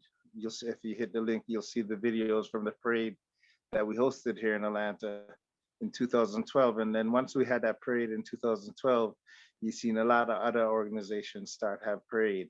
But the beauty of that parade is it was a unification of all different organizations and Black organizations here in Atlanta that came out. It wasn't just the UNIA. And I like how President John has been leading that effort here from the UNIA to unite with other Black organizations. And it's great to know that it's going to be part of the panel for the HEC event happening this week in Atlanta. So that's real, real good, you know, and we have to have that spread around the country, as President John said, so that way we're united like how Garvey set it up and intended it to be from the establishment. Race first. Race first. We'll go over the videos when we close out member share. Again, officers, if you could, please stay on the line after member share for a brief discussion for HEC plan. Okay. So one question real quick, President John. Go ahead, President Ross. Were you able to get the ID machine up and running? I have it here. I have not powered it up, honestly. Okay. Brother James, Baba James, Dreadlocks is supposed to be helping with that. He has been trying to finish up some work out of town, but he hasn't been available this past week. I'm going to send you the template for our division, but we have templates for other divisions too. I'll see if I can send you a template for each one, so that way you'd have that already. Okay. Yeah, Tuesday, just, stand by. I'm sure I'm gonna start calling for help for everybody on Tuesday. President Ross, will you be able to come out for any of the events? I would love to have your support and your presence as much as possible, but if not, I understand. Okay, I'm not certain because my work hours is conflicting with what's happening. Yes. But I will later on during the week. Okay. Please keep me posted. All right. With that closes out our topic for this evening. Thank you, everyone. I actually didn't think that would take as long as it did. I thought that we would have a lot of open space with nothing to discuss, but excellent questions and yeah, thank you. So with that, we will jump over to our member share. And as always, brothers, we must be good listeners, so we allow our sisters to go first. I would like to hear from our leadership first, and then we'll go to our general membership. So with that, Mama Amina, greetings, Mama Amina. Greetings, my brother. I had a question about as to whether or not we wanted to share any points about establishing the Black Star Line. The idea that you have and that I had, that maybe we could, I give that to the council. I don't know how they work it out. Not a bad idea. Let me see something. Certainly as a business enterprise, some type of business enterprise. I would say keep that in your back pocket for Saturday. Let me look at the schedule one more time. So Saturday, after the tour, there's a section on economic development. Okay. So I think that would be the time to hear what the UNIA already has going on, as well as to offer our input and suggestions as to things that we can look into. Okay, thank you. Thank you. Anything else besides HEC? Anything in general? Oh, I guess we need to talk about the food that if we're gonna prepare or cook. Yes, right after member share. Yes, please hang tight. We got a couple things that we need to finalize. Just have an idea of what to expect so I can feel 100% comfortable that we're good. So after this, Okay. so. If I may, Go ahead, President Ross. Before you had come on, Mama Mina, Uh-huh. Miss Imhotep connect with Visa. That's true. Oh, whew. Thank you, President Ross. I forgot about that.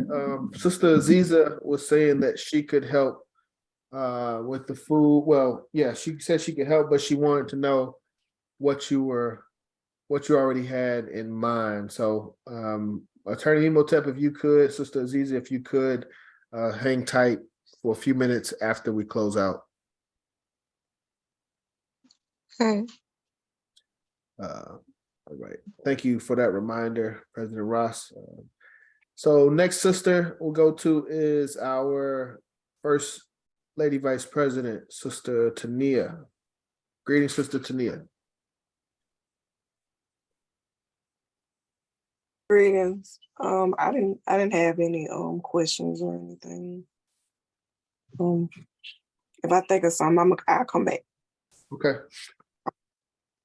And yeah, this is open. This is open topic. I know I'm sharing. I know I'm sharing my screen. I'm focused on HEC. That doesn't mean that everybody has to be 100% focused on HEC. If there's some current events that happen during the week or some things going on that we should be aware of, please let me know. Speaking of that, I don't know if y'all are aware about Cop City, but I plan after HEC, I'm going to try to get some brothers and sisters or brother or sister to give us a breakdown on what's going down with Cop City and why we should be aware, and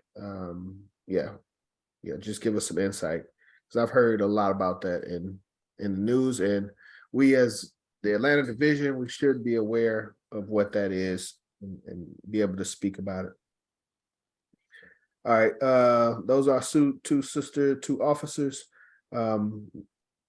Next sister, I want to bring in former Lady Vice President, Sister Ra Ebony. Greetings, Sister Ra Ebony. Greetings, salutations, everybody. I don't really have too much to say. I'm just really excited about the upcoming year and the upcoming events, and this upcoming week to meet and greet everybody and how that goes. Just get ready to tackle the rest of this year. That's it. I hope y'all enjoy the rest of y'all week. Look forward to seeing all of you this week, and race first. Race first. Thank you, Sister Ra Ebony, and thank you. I did see the contribution that you made. Much appreciated. So thank you very much. Okay, let's see. Were there any other sisters? Shan. Were there any other sisters? Please forgive me. Sister Shan? Yes, that's me. I didn't have anything to say, just welcome and glad to be aboard. Thank you. Thank you, Sister Shan. Thank you for calling in. Appreciate it. I only got a lot of topics tonight. What's going on, man? Ain't nothing happening in the Black world. It has been kind of quiet. Oh, I don't know if y'all are aware, and I know I'm gonna keep going, but this BRICS thing, BRICS, is some geopolitical alliance. Brazil, Russia, India, China, and South America, from what I understand, are trying to put together their own currency or pull away from the United States currency. But that's something to look into just briefly. With that, any other sisters before we move to our brothers? Last call for the sisters. Last call for sisters. All right, we'll jump over to our brothers, and just like with our sisters, I want to hear from our officers first. With that, let's hear from our third vice president, Brother Cornelius.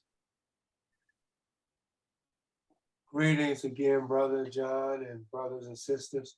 No, I don't have any kind of report to give because I haven't been working on anything for a while.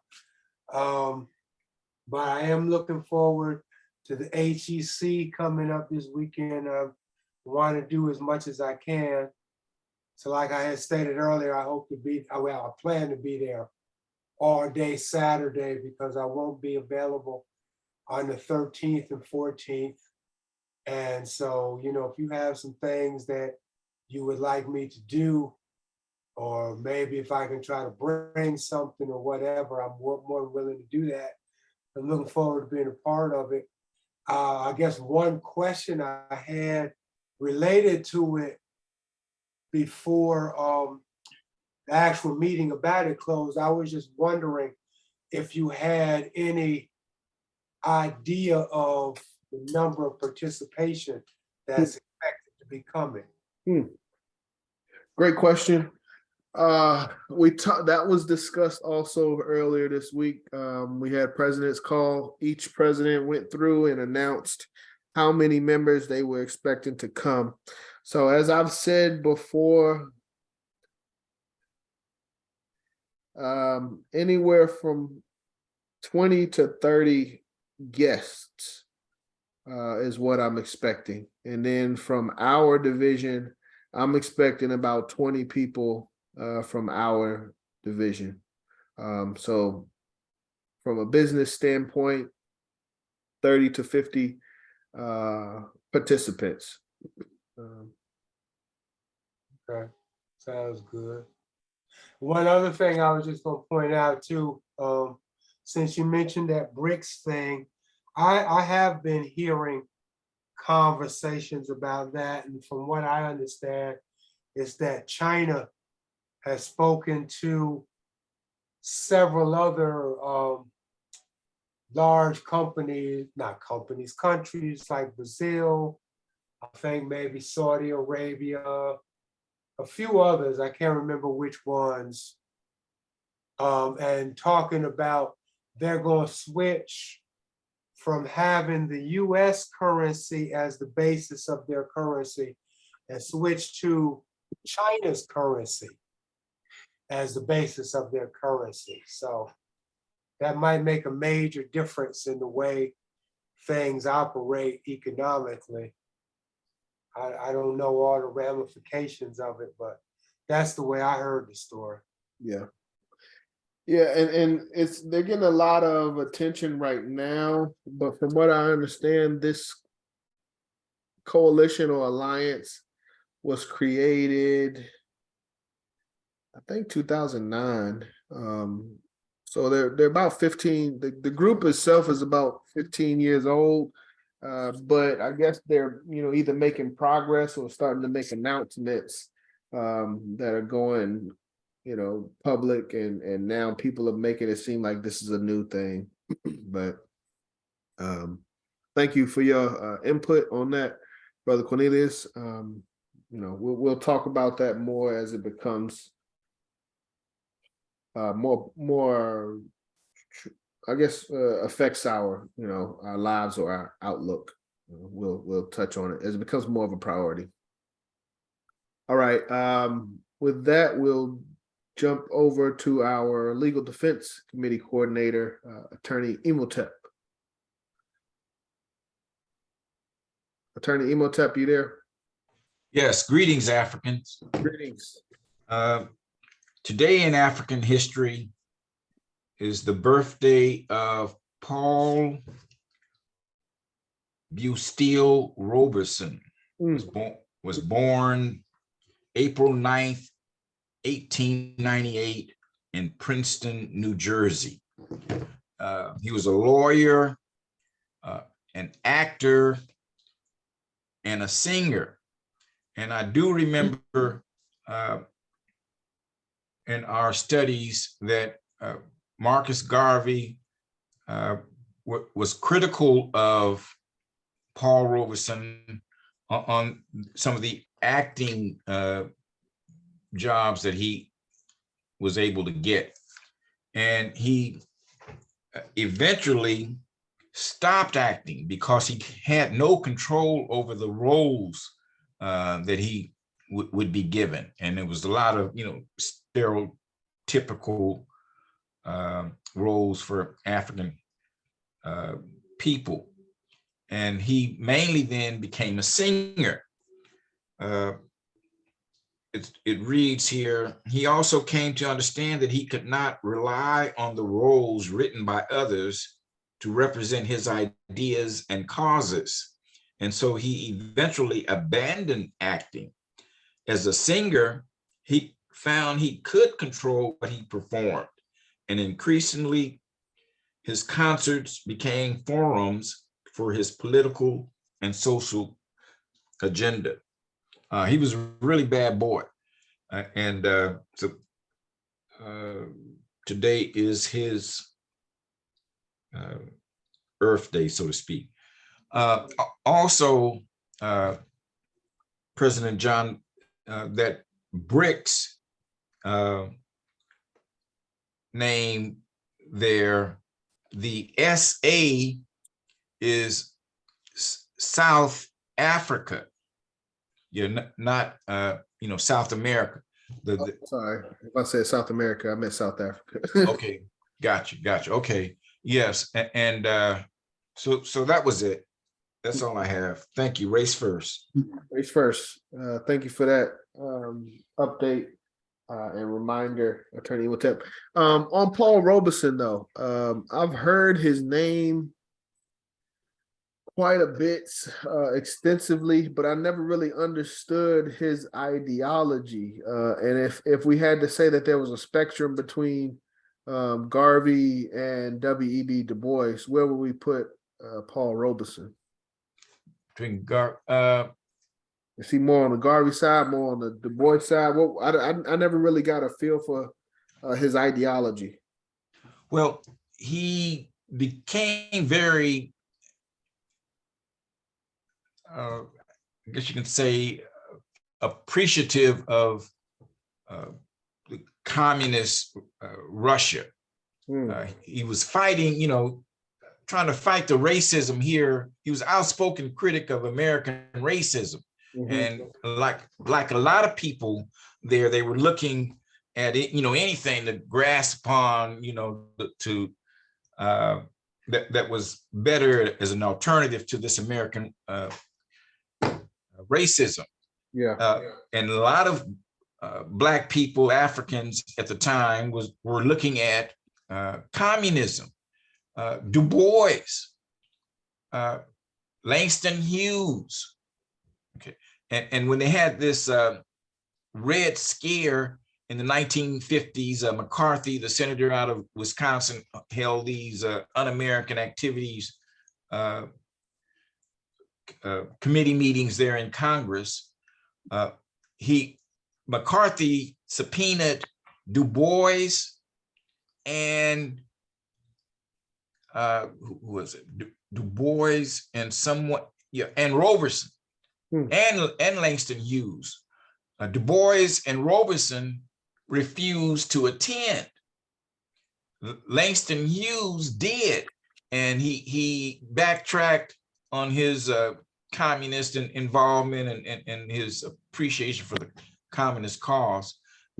So I don't know if Robeson would be considered an integrationist like Du Bois, the NAACP, who wanted to integrate or not. I'm not quite certain. I just know he caught a lot of hell. They took away his passport. He couldn't travel. Then once they took away his passport, he couldn't support himself. And so I'm not still quite certain if he was an integrationist or not. But he wasn't a member of the UNIA either. So I guess that says, something about where he stood. Okay. Somewhere in the middle. Mm. Okay. Thank you, Attorney Imhotep. Very insightful. Any questions, comments before we move to our next amendment? Can I add just one quick thing to that? Go ahead. Because I remember when Brother Imhotep mentioned Robeson and his relation with Russia. There is a tomato, in fact, I've grown it before. There's a variety of tomatoes, they call Russian tomatoes, but there is a variety of tomato that was bred and named for Paul Robeson in his honor. It's a Russian tomato. It's a sort of what they call in gardening a black tomato. It's actually more purplish in color, but it's darker than your typical red tomato. And there is a Russian variety of tomato named for Paul Robeson. just want to put that out there. Being agriculture.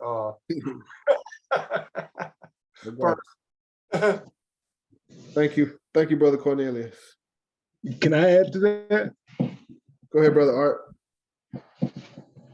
Paul Robeson, he was a bad brother, man. He was a professional athlete also.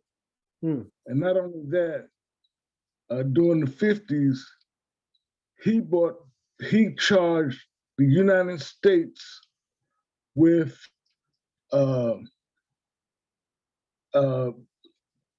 what do you call it? Genocide for all Black people. He said the United States, he actually tried to take it to court. It was called humanicide for what the United States had done to Black people. Race first. Race first. Thank you, Brother Art. And with that, I guess we can go to our next officer, Brother Art. Greetings, Brother Art. You can go ahead. Anything that you have for membership? Oh no, that's all I had. Thank you. Thank you, Brother Race Art. first. Yes, race first. All right, we'll keep it moving. Our next brother, our treasurer, current treasurer, President Ross Marvin. Ross Marvin, how you doing? Doing good, doing good. I don't have anything else to share. Just keep up the great work. Race first. Thank you, President Ross Marvin. Race first. All right. With that, we'll go to our next member, UNIA member 172 out of New York, Dr. Shams. Greetings, Dr. Shams. Race first. Race first. Race first. Yeah, got you. Okay, greetings, brother. All right, family, greetings. I just wanted to say that I captured something very interesting on my Twitter account earlier today. It was an African leader. I think he might have been from Nigeria or somewhere. I think the U.S. was trying to see if they could get some help from Africa, but the leader that I saw said no way, because they have a history of slavery and they cannot teach anyone on the planet anything about humanity. And they said, I think he said too that, well, another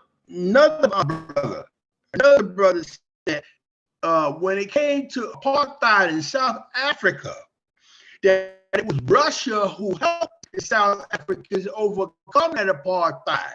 So the Nigerian leader and the other brother, they are saying that they want to be committed, and they have Black troops in Russia right now ready to defend Russia.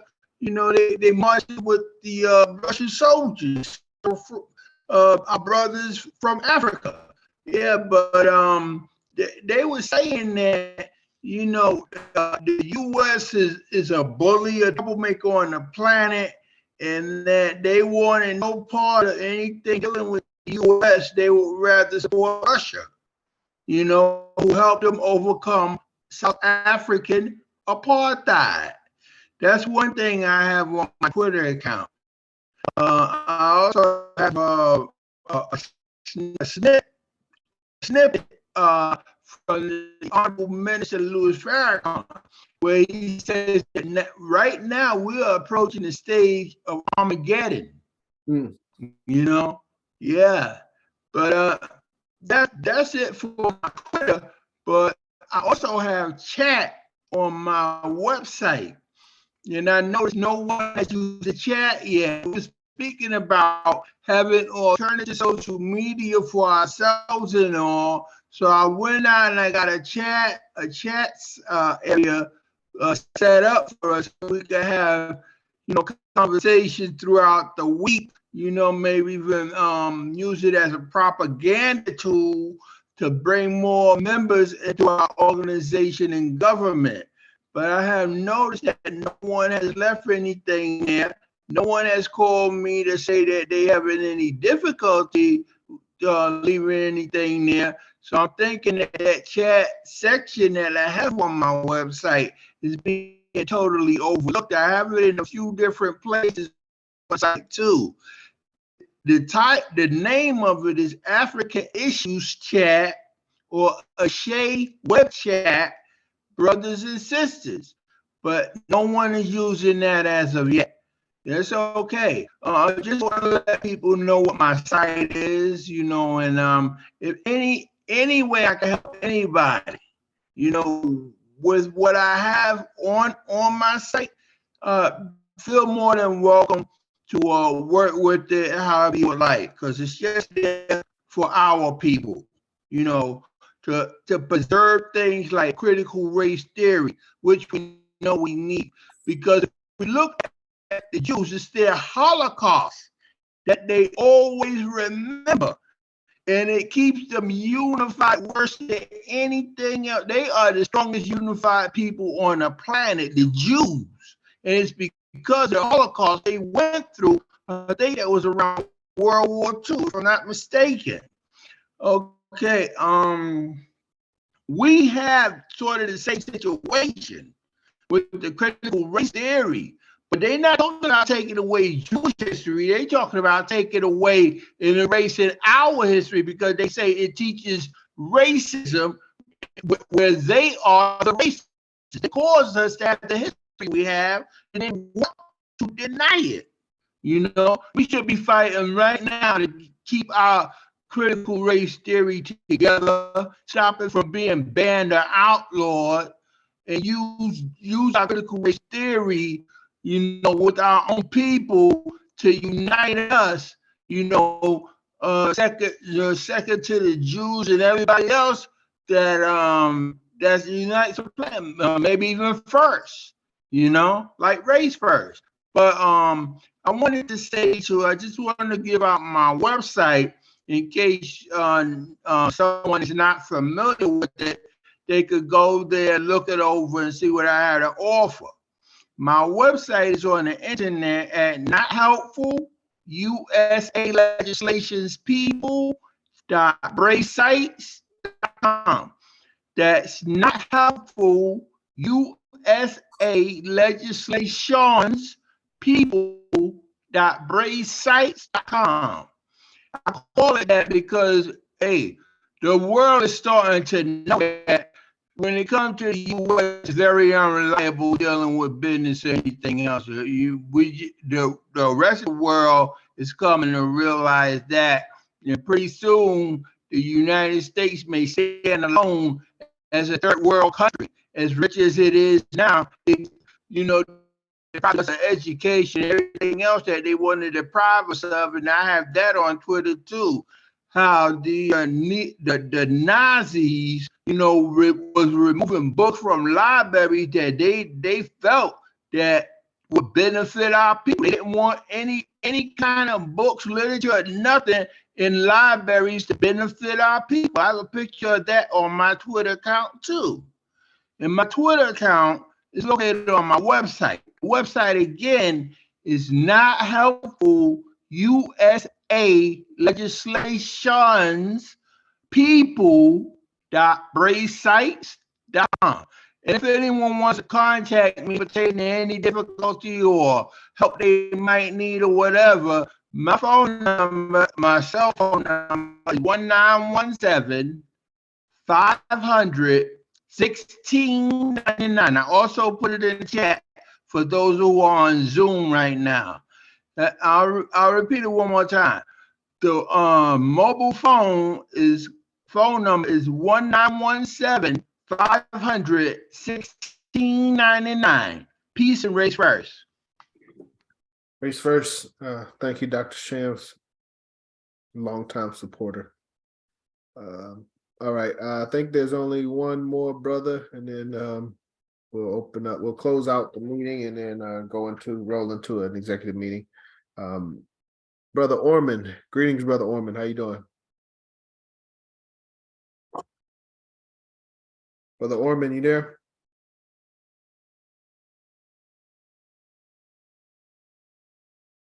Brother Orman, are you on mute? Yeah, I just unmuted it. The concept of BRICS is very, very important. There's a radio program that comes on 89.3 on Saturdays called Beyond Borders. And they have a tremendous amount of information on BRICS and the BRICS countries. The number one countries to put it together was Russia and China.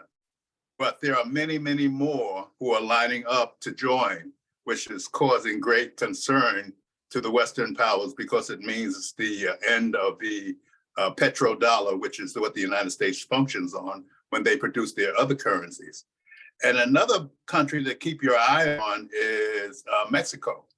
They have a president down there called President AMLO, and he is completely renovating the political structure and the economic structure of Mexico to benefit the people. He's nationalizing, and you have to listen to him. You have to hear him to see the work that he is doing, the grassroots work that he is doing that causes the United States great concern, to the point whereby there are many in the conservative wing who are talking about declaring war on Mexico. They want to use to stop drugs, but they really want to get rid of the government of President AMLO.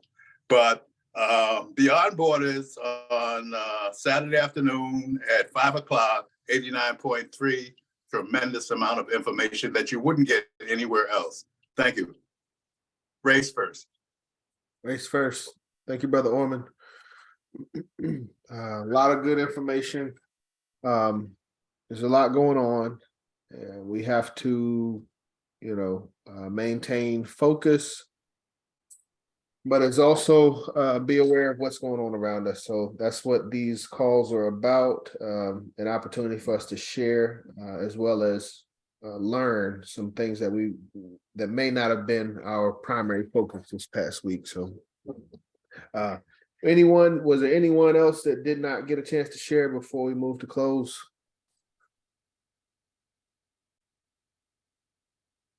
Okay. All right. With that, we will officially close out. And again, officers, please stay on. Brother Cornelius, Ross Marvin, if you could, Mama Mina, Brother Art, Attorney Emotep, please stay online. But we'll close out and allow our members to get some rest. If you would, please come off mute and repeat after me. One God. One God. God. One aim. God. One aim. One aim. One destiny. One destiny. Africa. Africa. For the Africans. For the Africans. Those at home. Those at home. And those abroad. Those abroad. Race first, family. Go in peace. Peace and race first. Race first. Thank you, Brother John. Yes, sir. Race first. Hey, Brother John, I left my email address in there because I didn't get any of the things. So would you take it out before the meeting? Before we get. Yes, I got you. I'll do that. All right. Thank you. Thank you. Race first. Race first.